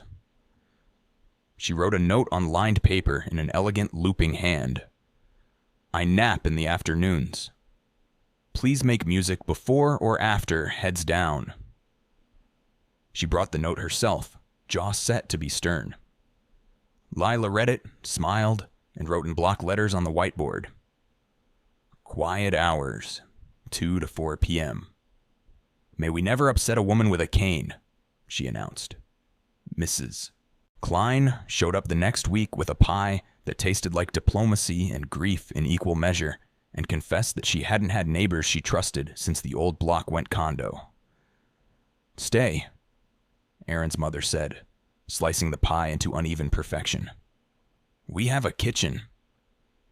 Elias's doctor called timeouts more often. He obeyed because obedience was now part of his liturgy. He sat at the park edge and let others carry the book. One Sunday, he asked Theo to speak. Theo stood, wiped grease from his fingers as if, even on Sundays, he carried work on his hands, and told a story about a seized bolt and the patience required to back it out without breaking the whole assembly. "Mercy is lefty-loosey, too," he said, and people laughed at theology disguised as shop talk. He lifted his chin and added, "Matthew chapter 5, verse 7. Blessed are the merciful, for they shall receive mercy." Don't wrench it. Ease it. A week later, Cassie took the 5 minutes and spoken spreadsheet about fun that doesn't cost thunder. And the teenagers who pretended not to listen, listened. Aaron read once, halting, the way someone walks on a mended ankle. Careful, grateful, more durable than he expected. John, chapter 14, verse 27, he said, and every coffee mug in the room knew what came. Summer rehearsed at the edges again. The river wore light like jewelry. The park practiced laughter. One morning, Mara opened the branch and found a folded note under the door, slid there by a hand that had reconsidered last night's bravado. It was written in block print, trying to look older than it was. Sorry about the door. I was mad at everything. The fence looks good. J. She smiled. She took the note to the basement and stuck it on the inside wall next to the verse they'd written, a paper echo under ink. On a Sunday thick with heat, chaos tried its old tricks. A man with sorrow that masqueraded as volume. A child crying because he was 3. A dog loose and delighted to interrupt the benediction. The guitar went out of tune and stayed there. Elias raised a hand and lowered it, wisely, and said nothing.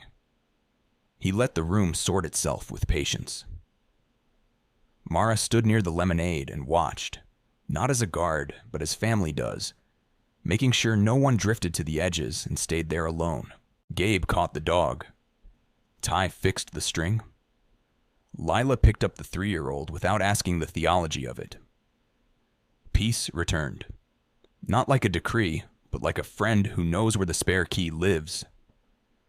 Brothers and sisters, Elias said at last, hat in his lap, smile fine as thread.